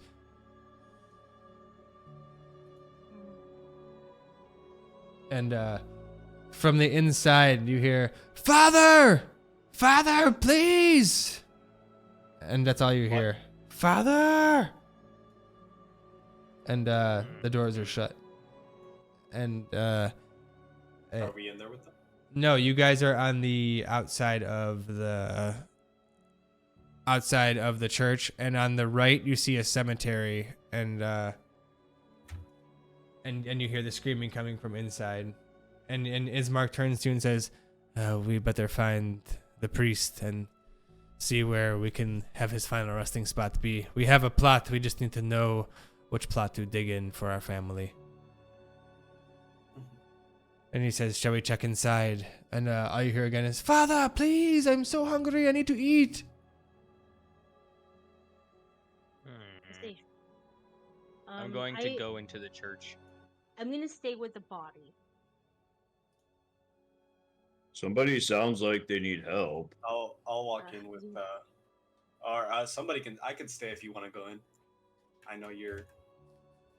Yeah, because I'm in the middle of casting, so I can't go without fucking my spell up. So he's gonna stay with. I'll gonna do stay her with. diligence. I'll stay back too. I'm going to put you guys right Walla here. on the shoulder. Can you guys all give see him this? Guidance. Yep. I can see it. Yep. Okay. Oh, okay. I guess we'll go check it out. Dude's ugly. Anyways. Yeah, he is. Okay, so you walk in, and as soon as you walk in, you can see straight ahead of you, you do see a man. He's far, though. He doesn't notice you. He's in the very far end by a altar, and he is facing the altar, and you hear him sobbing to himself, and he's talking to himself and almost praying, but cursing at the same time, and he's mad for sure. You just don't even know what to think about this guy, and you see a couple doors on your right and left, as well as two more doors if you were to keep walking down the hall, as you can see. But this guy does not recognize you yet. You see him amongst broken pews, just like you see in the map there, and all types of damage done to the church. Walla's just walking behind, so cool, just sketchily looking around with the spear ready. I'm gonna quietly walk up behind him, and to the side over here. I'm not gonna interrupt him praying because that's like, you're not supposed to do that or something. I don't know. He has his face almost in his hands and still doesn't even kind of notice you. Does I'm sorry, I go not gonna in there. clear my throat like. Excuse me. Please don't sneak up on me like that. Sorry. Didn't I- mean to bother you. And now he hears, Father, please, please, please. And it sounds like it's coming from under wherever you're at. And the man in front of you grabs his own head, grabs his ears and says, I don't know what to do. Make it stop. I can't. I'm going mad. And he's just shaking his head, and he goes down to his knees and just has his face in his hands. Good sir. What is that screaming? That is my son. I don't know what to do. I just make it stop, please. We need to make it stop, the vile beast.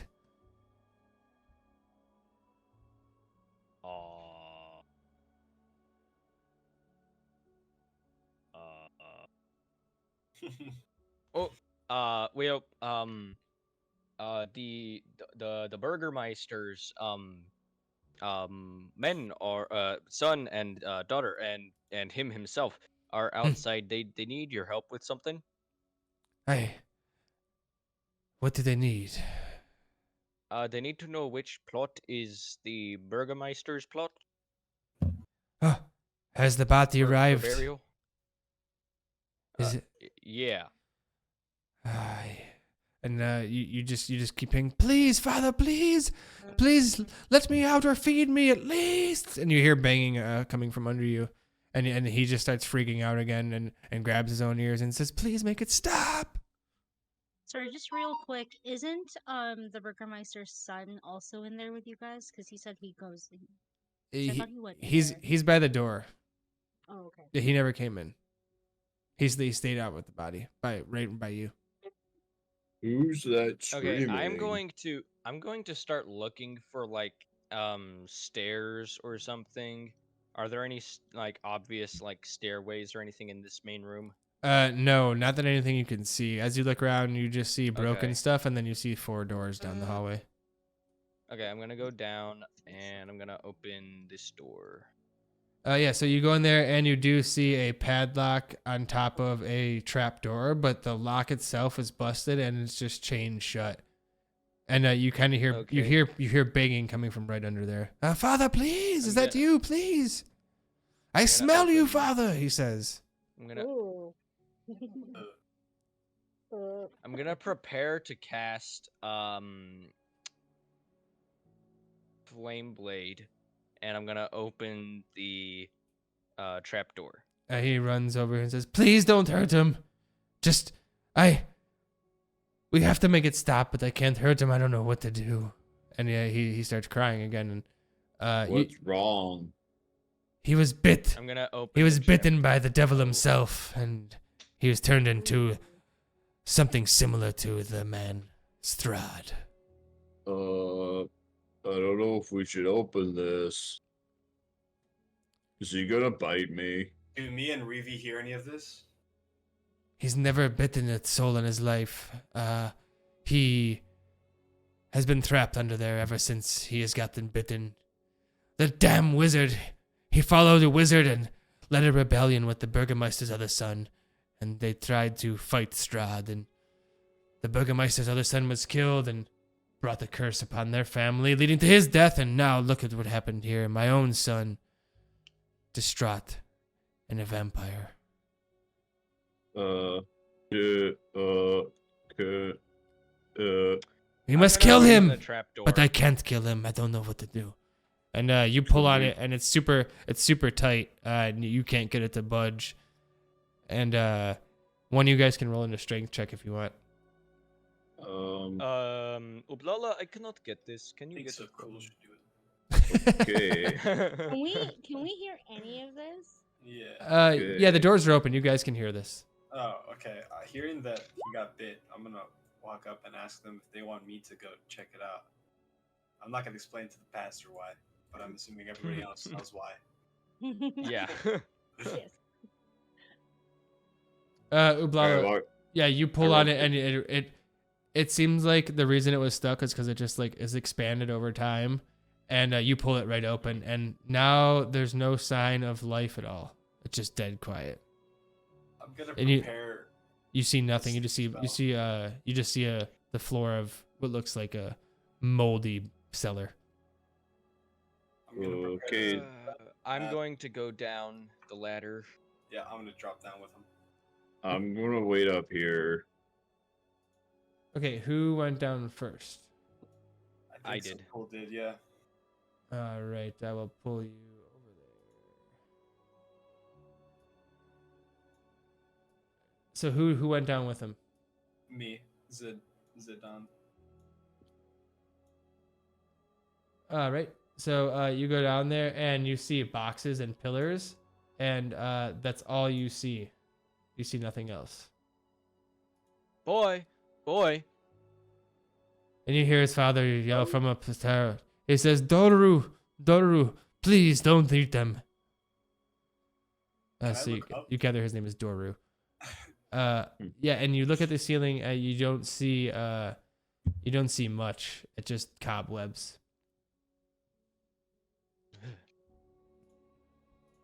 I'm just gonna like peek my head in and say, Father, please, we need to finish this burial.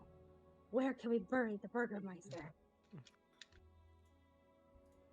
And he says, well, there's a plot outside. We have set aside for his family, and I can show you. Just and as you hear that, you hear from down below.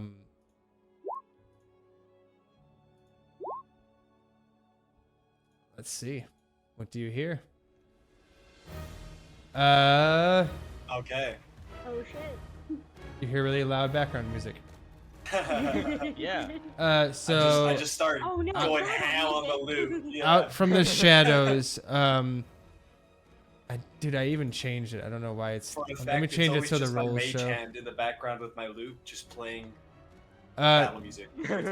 read me your DC, your ACs quick. Both of you. 15. 12. Okay, and give me 1 second so I can. You love to hear it. I want to change this What advantage is your toggle. guys' armor Never whisper class? rolls. Yeah. So cool. You were hit for 7 slashing damage, Ouch. and you guys now see this crazy looking fanged boy, teenage boy, and he slashed at you and hit you. So cool. Awesome. What were your hit points? What was your max hit points? 27. Right. And he hit you so you're at 20 now. Mm-hmm. And Zydan, he didn't swing at you, but he grabs you, and you are Okay. grappled, and he's holding on to you, and he's trying. Okay. Yeah, and You he's trying to bite at your neck. I'm gonna let him because it doesn't. Okay, I'll bite him back. Yeah, he's Okay, trying. so since I was preparing to cast Flame Blade, I can cast that without expending an action, right? Yeah, go ahead. Okay. Can I also cast my sleep that I was preparing? Sure. Let's roll that bad boy. Ah, That- does he have 15 health points? Yes. He no. He goes to sleep. He Then? has more than that. Oh, Oh. never mind. Are you okay down there? He's not going to sleep. It doesn't even Nah. close to affect him. Not really. Are we rolling initiative or are we just? Well, he's gonna do his not yet. We're gonna let him do his prepared. Did you? Yeah. All right. So Flame Blade, what it does is it casts. It gives me a sword, basically, is what it does. Yeah. Then I'm gonna attack him. Yeah. It's a 20 hit. Yeah, you hit. Okay. DC on this guy's 14, so you guys 9 know for the fire fight. damage. No reason not to know. 9 fire damage. Okay. So you burn him, and he screams, ah, and he lets go of so cool, and falls off him. And So, you guys hear this? You hear this battle coming from upstairs, Ublala. all right, Ublala starts charges down. Then he hears it. I'm coming. Okay, let me pull you over. I yell at the priest, son or not, it is your job to protect the innocent. And I also run down there. The body's gone. This is so sad. All right, so Ublala Now charges we're down the we're gonna roll stairs. initiative now. Oh shit. All right. Did my spell finished right? Because I stayed out there the whole time, so funeral rite finished at least. Yeah, it did. Perfect.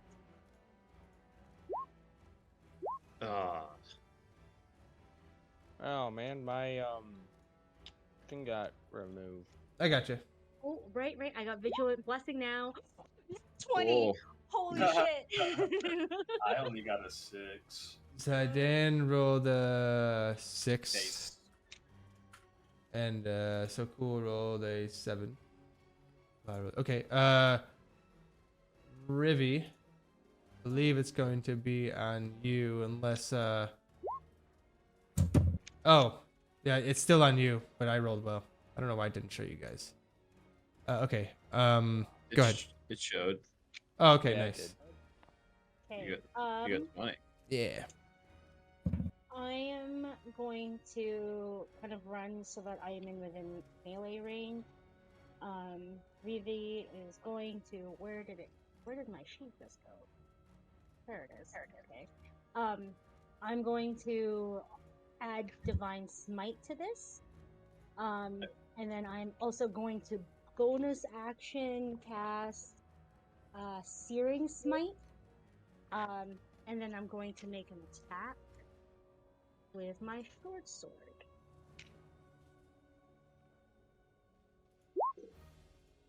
$23 hit.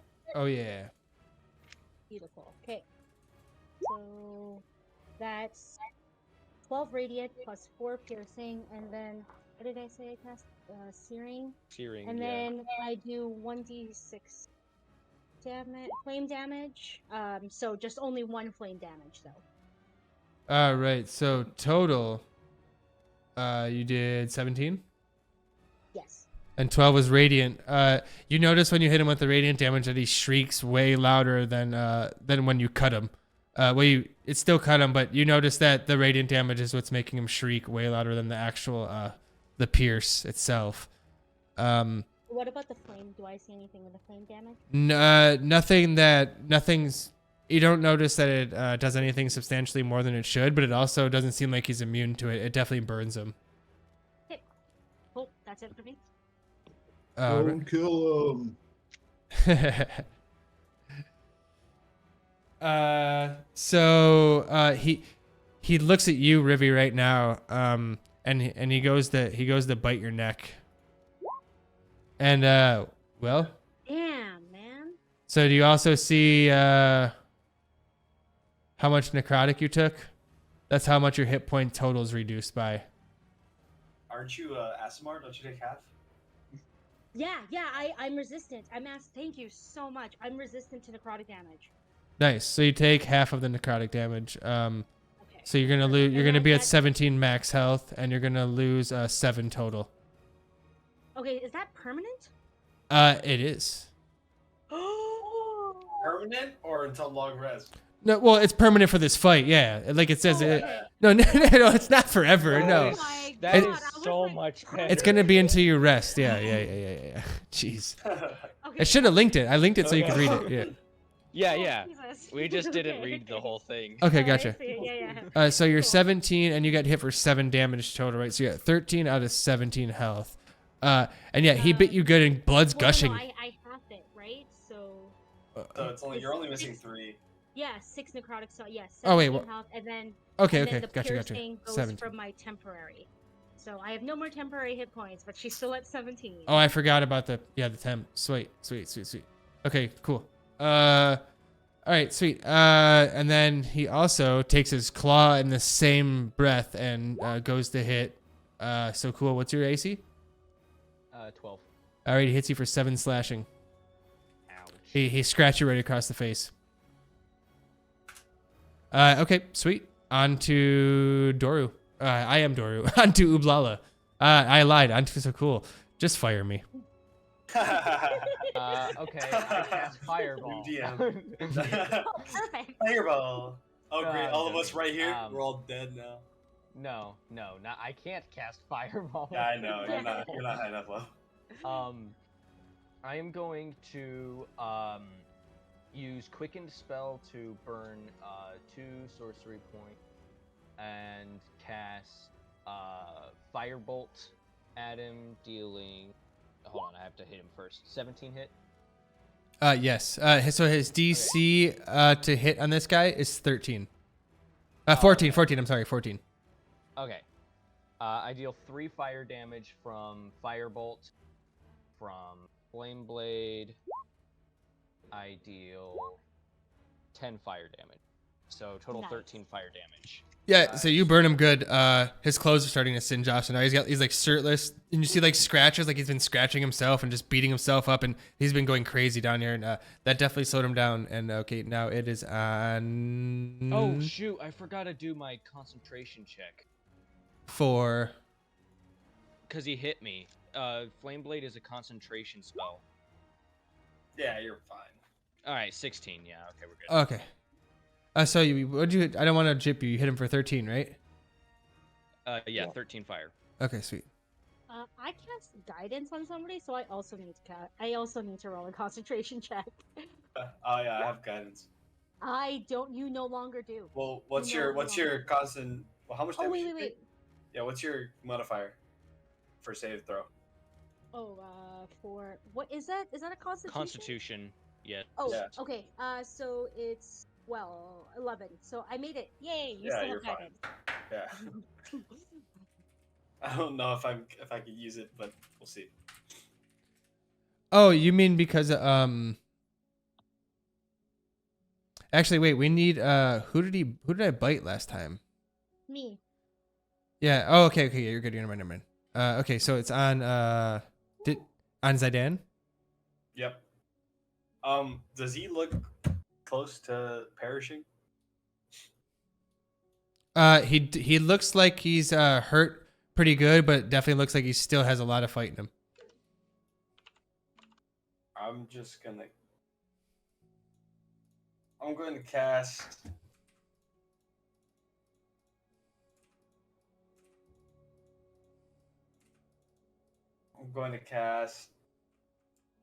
Should I try to charm him? See if I can get him to calm down. Oh, maybe. Well, I mean, he's been starved here, so I don't know how well that's gonna work. You got 10 seconds from now to decide. Fucking- 9, 8. All right, I'll cast Vicious Mockery. Nice. He has to make a Wisdom save. Cool. DC 14. Alrighty. Save my Wizzy boy. He saves. Damn. Yeah, come on, man. It's a smart vamp. Yeah, he's wise. I wanted to make sure that if I cast a spell, he wasn't gonna just ignore it. All right. I think that's all I get. Yeah, I have a bonus action. All right, Ublala. Oh, sorry. I'm Sorry. gonna- I think he says. Yeah, I'm gonna. You pump fake me, dude. I'm gonna give Bardic Inspiration to Rivi, and I'm gonna sing. You got a wham, bam. And that's it. Hit that motherfucker. All right, Blala came charging down the stairs, and he just like comes running down, lumbering down at like a pretty good pace, and he just runs past everybody and just like dives at the guy, at the boy, I guess, and like spears him and tries to tackle him down to the ground. Yeah. So you hit him on the ground, and he's slashing at you, but it's not hitting through whatever you're wearing. He's not scratching through it, and he's just grabbing at you. Are you gonna try to hold him down? Yeah. So he's like grappled him, like grabbed him in a bear hug, and like took him down to the ground and is lying on top of him. Okay. We're gonna say that he's restrained. Oh, yes. But it's also He his says, turn. "That's Oh, it's also not his turn. I said. Yeah. Okay. And he's saying, "Just feed me, and he's saying, "Fasha, help!" And he's trying to, as you ask that, he's trying to bite at your neck. So yeah, he's restrained. And it's on Rivy.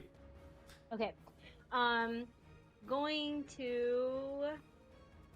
You know what? I'm gonna use Divine Smite. I'm just going to attack him again with my short sword. Damn. Okay. Divine Smite's gonna add to that. Does not hit. No, it doesn't. Okay. That's fine. Can I try something and tell me if it's not gonna work or not? But Healing Hands is essentially life and radiant. Can I try touching him with Healing Hands? See what happens. Yeah, see what happens. Actually, what? I changed my mind. I don't want to do it. I don't want to do it. I go to do it, and I say, you know what? No, fuck that.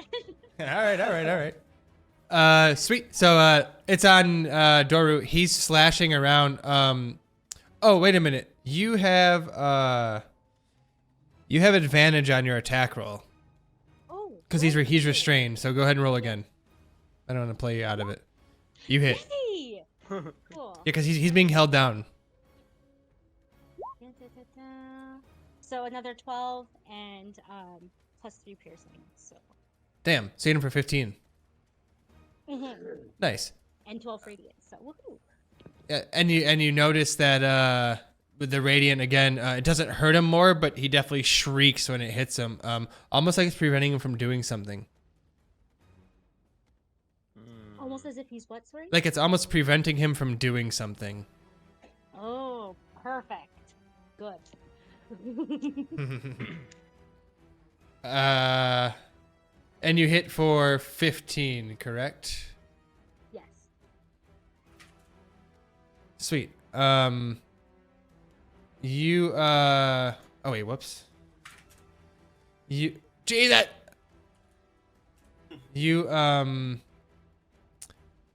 He's being held down, and he's gonna just try to scratch at you, Ablala, since you're holding him down, but he's gonna have disadvantage on this because he is being held down. Oh, his arms are so pinned. Let's see here. Oh man. No. Oh, there we go. There we go. So he tried, but he missed. Yeah, and you're holding him down now. And he can't. He's so like frail and stuff. He is very strong, you notice, but he can't get out from underneath you. No, the ball is huge. On you, so cool. Awesome. So I have advantage against him, right? Because he's restrained. You do. All right. And he's still screaming, "Just let me eat!" And you did hit, yes. Yes, I'm gonna swing my flame blade at him again. All right. 6 fire damage. Okay, and yeah, you notice that it hits and it's starting to singe. It's starting to singe Ublala, the fire. Ublala, you either have to let go or take 4 fire damage. Hey. He'll just take the damage on his temporary hit points. Nice, so he powers through it. And you hit him. He looks like he is hurting to the point where 1 or 2 good hits could probably take this kid out. And he's screaming, "Please, I just want to eat. I have done nothing to you." And he's screaming, "Fasha, help!" And he's crying and screaming, and you hear his father yelling from up, "Please don't kill him, please." Damn. This is a moral dilemma, hey? Is it Zaiden. my turn? Okay, I'm gonna ask him. If we feed you, will you calm down? Just let me up. I will not eat. I promise. I'm gonna put my arm in front of his mouth. And he immediately snaps at it. I'm gonna let him drink as much blood as he wants. Oh, damn. And he grabs it and he completely starts just chugging. And he's still on the ground, and you notice that all of his wounds are starting to heal. And he's just drinking to you're just letting him drink, let him keep going? While he's drinking, but before he like halfway, when he looks around halfway healed, I'm gonna cast sleep. Oh, okay. So the sleep spell, about halfway healed, literally does nothing, and he notices what you're doing. And he's so strong now that he throws Ublala off him, and he completely runs around you guys, and he says, "Faja!" And he runs up the stairs, and you guys see him run up and out. And Oh shit! You do! I thought he was gonna calm down if I gave him blood. so right now he would probably be around at the top of the stairs, probably right at the entrance of the room you guys were in. Wait. Do I get attack of opportunity because he ran away from me? Yeah. Anyone that gets an attack of opportunity, please take it. Alright, fuck it, I'm killing this kid. Can Ublala have some sort of Yeah. chance to keep him down? Ublala, maybe- you have no chance because he was so strong, and that paired with the singed fingertips, you couldn't keep. He takes another 10 damage. Nice. You hit him hard, Nice, and he stumbles. He takes the 10 damage, but he's very strong and healed from all the blood he drank. And not only that, he seems like he's even faster than before. His speed's almost doubled because of his. Can I buy him back? I look at. Can I buy him back? What's that do? I just. Oh, you mean Buy you? him. Yeah, I see. I'm gonna try to suck the blood out of him too. Yeah, I'm getting my get back. Yeah, if you can catch, I thought you had like a move that did something. No, if you can catch him. I do. No, I have fanged bite. Yeah, but you have to catch. I thought you meant I like you suck could the blood control from him because he suck your blood or something. No. Oh, you said, I don't can know- you I'm not bite that- him back? That's what you Yeah. said. Oh, I think you said buy him back.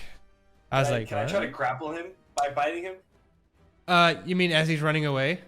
Yeah, just like since that's one of my things, I'm just gonna like bite him and try to. Yeah, just roll keep it. him there. Roll a flat 20 here. You got to roll 17 or higher because of how fast he is moving. So, you fall on your face, and Bite Ublala. as you're going out to bite, you have like filed down fangs, right? Or no? Wait, what are your fangs like? Don't you have fangs? I do have fangs. And you said they were like, were your filed down or no? I never. You never said? I don't know. I never really No. decided. It must have been a different dude. I got so many games going on. So if that wasn't you, Nope, so you fall Fangs. and you chip one of your fangs. So now you have a chipped fang. You went to bite, Oh. and you missed, and you bit down on the rock right in front of you and chipped a fang. And missed, and this kid's upstairs. Is it Ublala's turn now? Ublala, yeah, and he pushed Ublala right at the base of the stairs when you pushed him off him. This kid's a goddamn liar. Obviously. I just want to eat. I just want to eat. He, I gave him some food and bro didn't chill out. that's true. I'm really kind of like. Obviously, what do you mean Say, we obvious? We don't trust vampires. He's one of my in this kind. What do area. you mean? I'm a vampire. He was turned by Strahd. We don't trust vampires from Strahd. So am I, and I bite. No, I'm just kidding.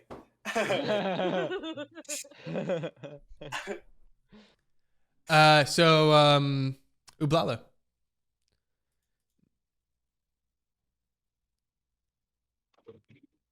Did he die? Oh, no, he's not I there think the yet. vampire got him. It's that Canadian. Okay, dude. so Oh. are we out of? Are we still in? Like, what's going on now? Are we in? We're still in No, combat. yeah, you're Sorry. still in combat. If you want to be, you could let him run. I mean, So I can chase him. yeah, if you, Yeah, you could chase him. yeah, you mean you Oh, could. all right. Well, so I'm gonna. Well, yeah. Okay. So Ublala gets up and dashes after him. Like, so I'm gonna do the double move. So we will say that you get to the top of the stairs with your first action, your movement, okay, and you'd be about here. Let me alt this so you can see him. He's right outside this door. You could either make another movement and be close to him, or you can use your next action for something else.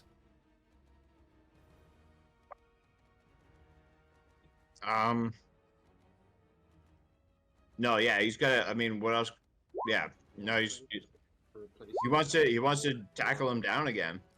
Okay, so you can't exactly catch him because of how powered up he was from all that blood. Like, he's a vampire that just drank blood. He's a lot Hey, stronger and quicker. It's not very human blood though. It's very tainted blood. This is the first blood he's ever drinking in his life. That was his first taste. Like the guy told you, he's been locked down here. So he's a little bit faster than you. Yeah. And he's not within reach of a grab. But if you had any way to, like, if we wanted to throw something, or if there was a spellcaster, they could definitely would have been able to shoot from where you're at. You can Is throw it your my weapon. turn? Yeah. Well, he's just not really. Well, I don't want to throw my spear at him. Then I don't have my spear anymore. Is it out of curiosity, how far is he away? Like, how far is he from, like, the... Oh, no, never mind. No, I just reread Okay, that. Ublala yells at the door at the other guys out there. Stop him! And you see the father saying, "Doru, please come to me." And you see him run straight out the door. Is it my turn? Well, actually, we'll say he's at the door because I don't want to not take a turn. But when you yell stop, he kind of just his father has no way of grabbing him. He's too fat and old. And yeah, it's if Ublala is done, then it's on you, Ruby. Okay, mean, Yeah, there's nothing I can do really, right? So I mean, yeah, you could do a double move if you I wanted mean, to. if you get close to him, he can't. Yeah, you have the ability to hit him and your reaction if he runs away. okay, well, yeah, okay. If I can still move, then Well, then yeah. I want to. Yeah, well, you didn't use. That's what I mean. Like, you could either use an action or use your sprint to double move if you wanted. Yeah, If you wanted to get that's like what right I there. wanted to do. Yeah.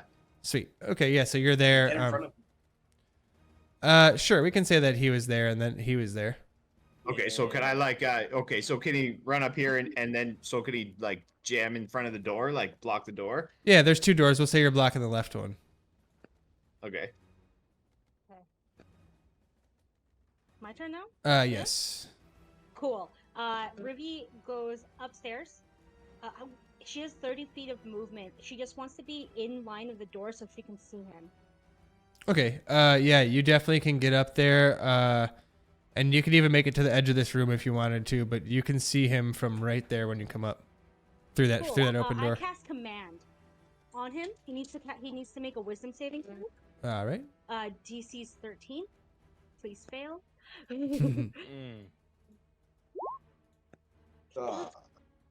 Sorry about that. this dude makes all these saves. I yell quickly over my back and go, and we need to stop healing them. He's yelling, Faja! Get these people away from me and let me feast. It tastes so good. I tasted blood finally. And you see him like, Ate you, I fed you and you ran away. So what is this guy's just a liar? now I want to feast even more. And you see him and he's like muscular as shit now. And like he's like got like really like full arms and like the veins are like pumping full of blood. And he just looks like he's been like he just got done lifting almost. Does his Bro's DC on go up drugs. or his AC? Nope. I don't know. Hit him. Oh yeah, if I can. No, it didn't though. No, he just bigger and faster. Okay. That's my turn. Okay. It's his turn next. Yeah, and Ublala, roll a dexterity check, not a save. Want to blow the big money. Dexterity, Did I big give money. Did I give you inspiration? No. Oh, Wait, you gave me inspiration. I did, but it doesn't. It's not used. All right, Big roll. Ublala, when this kid tries to run Yo. past you to get out this door, what do you do? He goes to tackle him. He goes to like step over and he goes to charge him into the wall, like pushes him to grapple him into the wall. All right. Ublala pushes this kid against the wall and has him pinned, and the father is saying, "Don't hurt them anymore, please. Just and it don't please." And he's freaking out, pacing back and forth, and he's like, "But we must stop the demon to put him out of his misery. Put him out of his misery." I mean, this is sending a lot of mixed signals here, buddy. Oh yeah, magic missiles, and each one's different. Okay, so cool on you if Ruby's done. Yeah, Okay, no. I'm gonna run up to the top of the stairs. Oh wait, Rip. Sorry, that made no sense because it was my turn. But yeah, okay, go ahead. I didn't mean to say if Okay, Ravi was done, but yeah, so- your turn. So I'm gonna run up to the top of my top of the to the room. Then I'm gonna dash and run here. To where? Where did you want to go? Here. Awesome. Then I am going to hold on a second. Let me just keep track of how many spell slots I've got. 'Cause I'm gonna burn some spell slots to get more meta. You can alternate, huh? You can either sacrifice meta magic for spell slots or spell slots for meta magic, or is it only spell slots for meta magic? You can get rid of a spell slot and it gives you sorcery points equal to the spell's level. And it costs more sorcery points to create a spell than you get from the spell. Okay. Okay, so I am going to. I don't need to do that. Okay. So I am going to. Oh no, I do. Oh shoot, this doesn't. I'm sorry, Ublala. I am really sorry about this. I am going to. You've already been burned. Unfortunately, it's going to be 3d6 this time. I'm going to quicken spell. Whoops. And that's going to cost 1, so that's all of my sorcery points gone. Sorry, cost 2. So, alright, so, yeah, alright, everything's taken care of. Oh, shoot, no, I'm just going to do magic missile. Yeah. After all There that. we go, 9 damage. So I'm gonna do this. No, never mind. Magic missile. All right.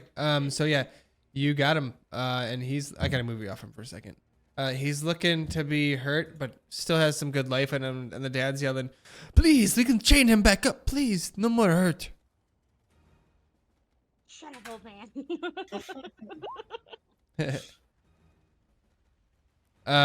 It is on. So cool. You still I doing just it? went. Cool, just one. Yeah, you're done though. Zidane.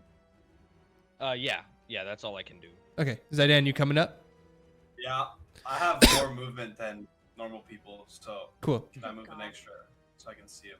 Yeah, so we'll say that you can make it to outside the door right there with Alright, and then cool. that's your far as you can go.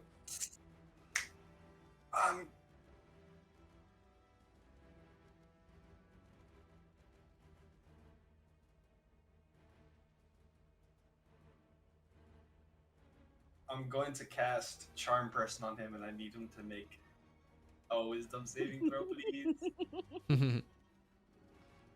All right, I gotta pull you off him so I can click him. Wisdom save. Come on, man. What is Oh my wrong with this goodness. guy? I am very wise, Faja.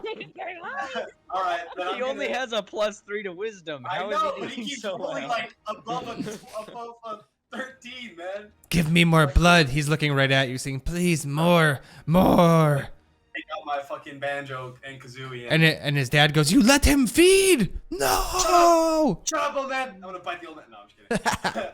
I give bardic inspiration to Ublala. I sing to him, kill that bitch. Ooh. I couldn't think of anything on the spot. The tune echoes through the air. Okay, so what is it? What are you doing here? Ublala's turn, I guess. Yes, sir. Yeah, it's Ublala. Okay, he's mad now. And he gets all raged up. And he just like, I guess he's pinned him against the wall. But he's all right, so he's still gonna pin him. He's holding him there with his arm bar across the neck kind of thing. Mhm. And he reaches onto his side belt and he pulls out his dagger and gives him a jab into the side. But he's doing it So- doing Hey, it you have recklessly. We're gonna say that you have advantage here because he's restrained. Yeah. Oh, but you do have bardic. Oh, there you go. Yeah, and you have the inspiration. So you shiv him for 4 damage, and he says, "Please stop! Faja, help!" Oh, you got 6, yeah. Okay, cool. Still kicking though, and the father says, "He's weak enough. Throw him back down, please. Throw him into the cellar, and shut the door." And so then he's gonna just like make sure he's holding them strong there again. I don't know, should I take another strength check or? We will just both roll strength checks and see who wins here. You have You that have- D6. Yeah, you have that D6. I mean, You don't add Oh, them, sorry. right? That's 20 though. Oh, you add them together. Is that what it is? Yeah. No, Oh. sorry, hold on. What do I do? I add a D6? add a D6. Yeah, add a D6.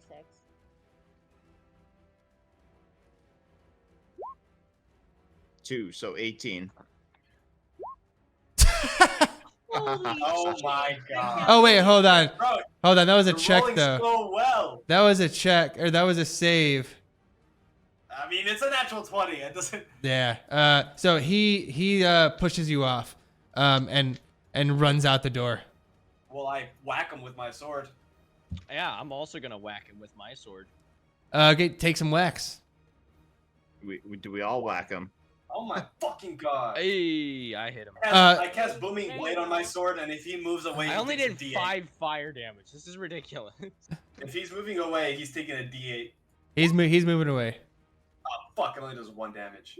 And Oh my god. so I missed. the thunder boomed him forward, even further. All right, it doesn't do that either. Yeah, it does. It says booming blade. So okay, Push anyone. you hit him for 5. You hit him for 5 damage, though, fire damage. And he's outside, and when he runs out there, you notice that mist that's there, it kind of it's surrounding him. It's being drawn towards him, almost in a good way, though. It doesn't seem like it's hurting him, and it's starting to envelop him as he runs away. Is it my turn? Right now it is your turn, yeah. And this is where he just got to right at the end of the stairs after he pushed off of Ublala. Reevy's gonna run out. She's going to get right up to him. Because if you move out of my range, I'm gonna get a definitely opportunity of attack. And then she's just gonna try and smack him again. All right. Damn it. Yeah, so he's flaying all over. And is that it?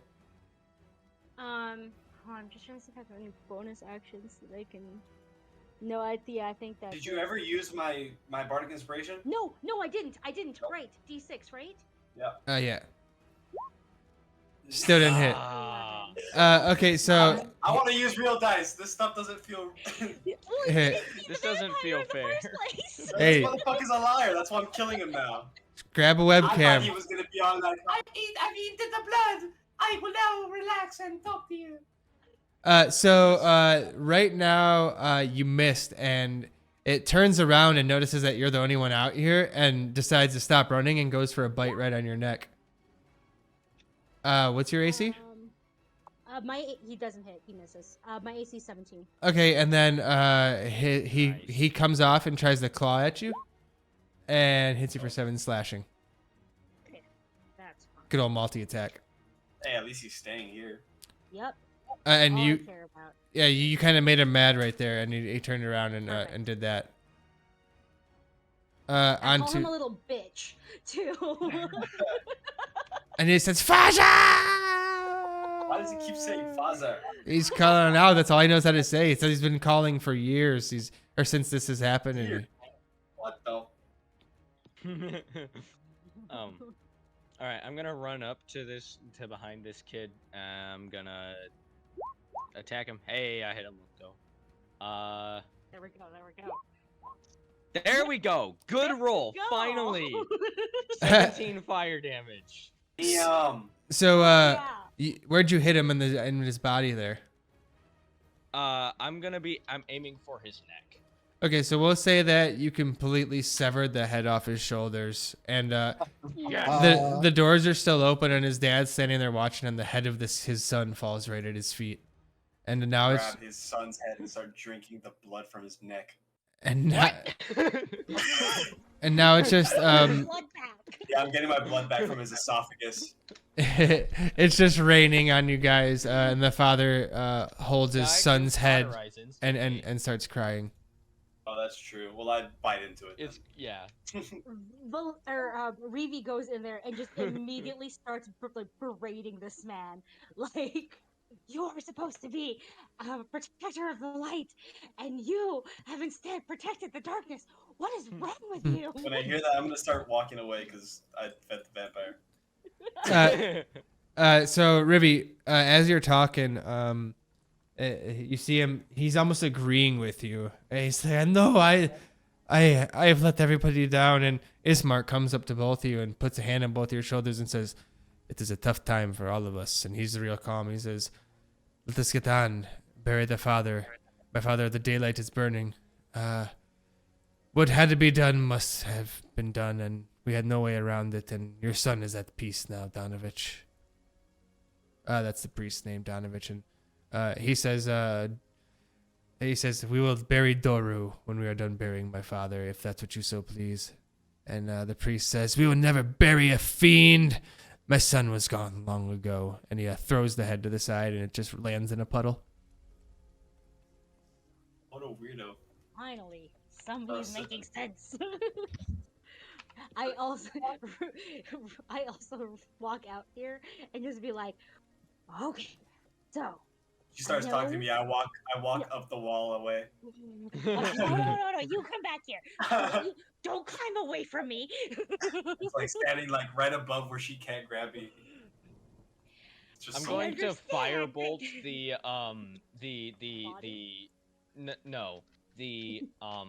the wall, Me? like right next to Zidane. I just hope I don't accidentally hit him. Roll a d20. Up. Yeah, so you hit the wall, and shatters of the ball go flying everywhere.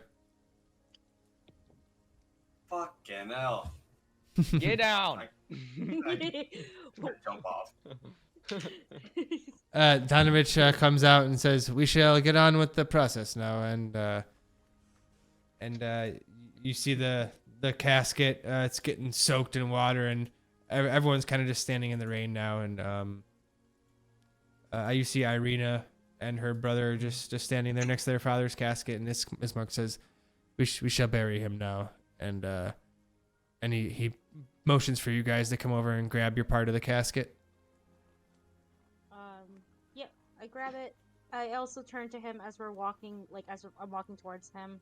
I put my hand on his shoulder and I say, "Before I ran down, I finished his funeral, right? So your father will be protected." Oh, thank you so much for doing that. Hey, we're gonna give you inspiration for doing that. Oh, yay! And he's gonna say, "Thank you. I appreciate that. You can never be too careful in this day and age, and we'll take any help we can get. It's nice to see some light in the darkness." I say, "Yeah, it is tough. You never know what to expect." And I pointedly look at Zidane. Yeah. Well, as that is the third crazy thing that has happened today, the rest of the day should be rather uneventful. And he points you to the side. He says, "While you guys were in there dealing with what had to be done with his son, I took it upon myself to finish digging my father's hole, and he is ready to lower his casket." And you guys all grab the edge of the corner of the casket or whatever, and start walking towards the hole. And the priest is kind of chanting prayers, and he still has tears coming down the side of his cheeks from. I'm going to sing a song for. Oh yeah, let's see a performance check here. All right. I'm gonna sing.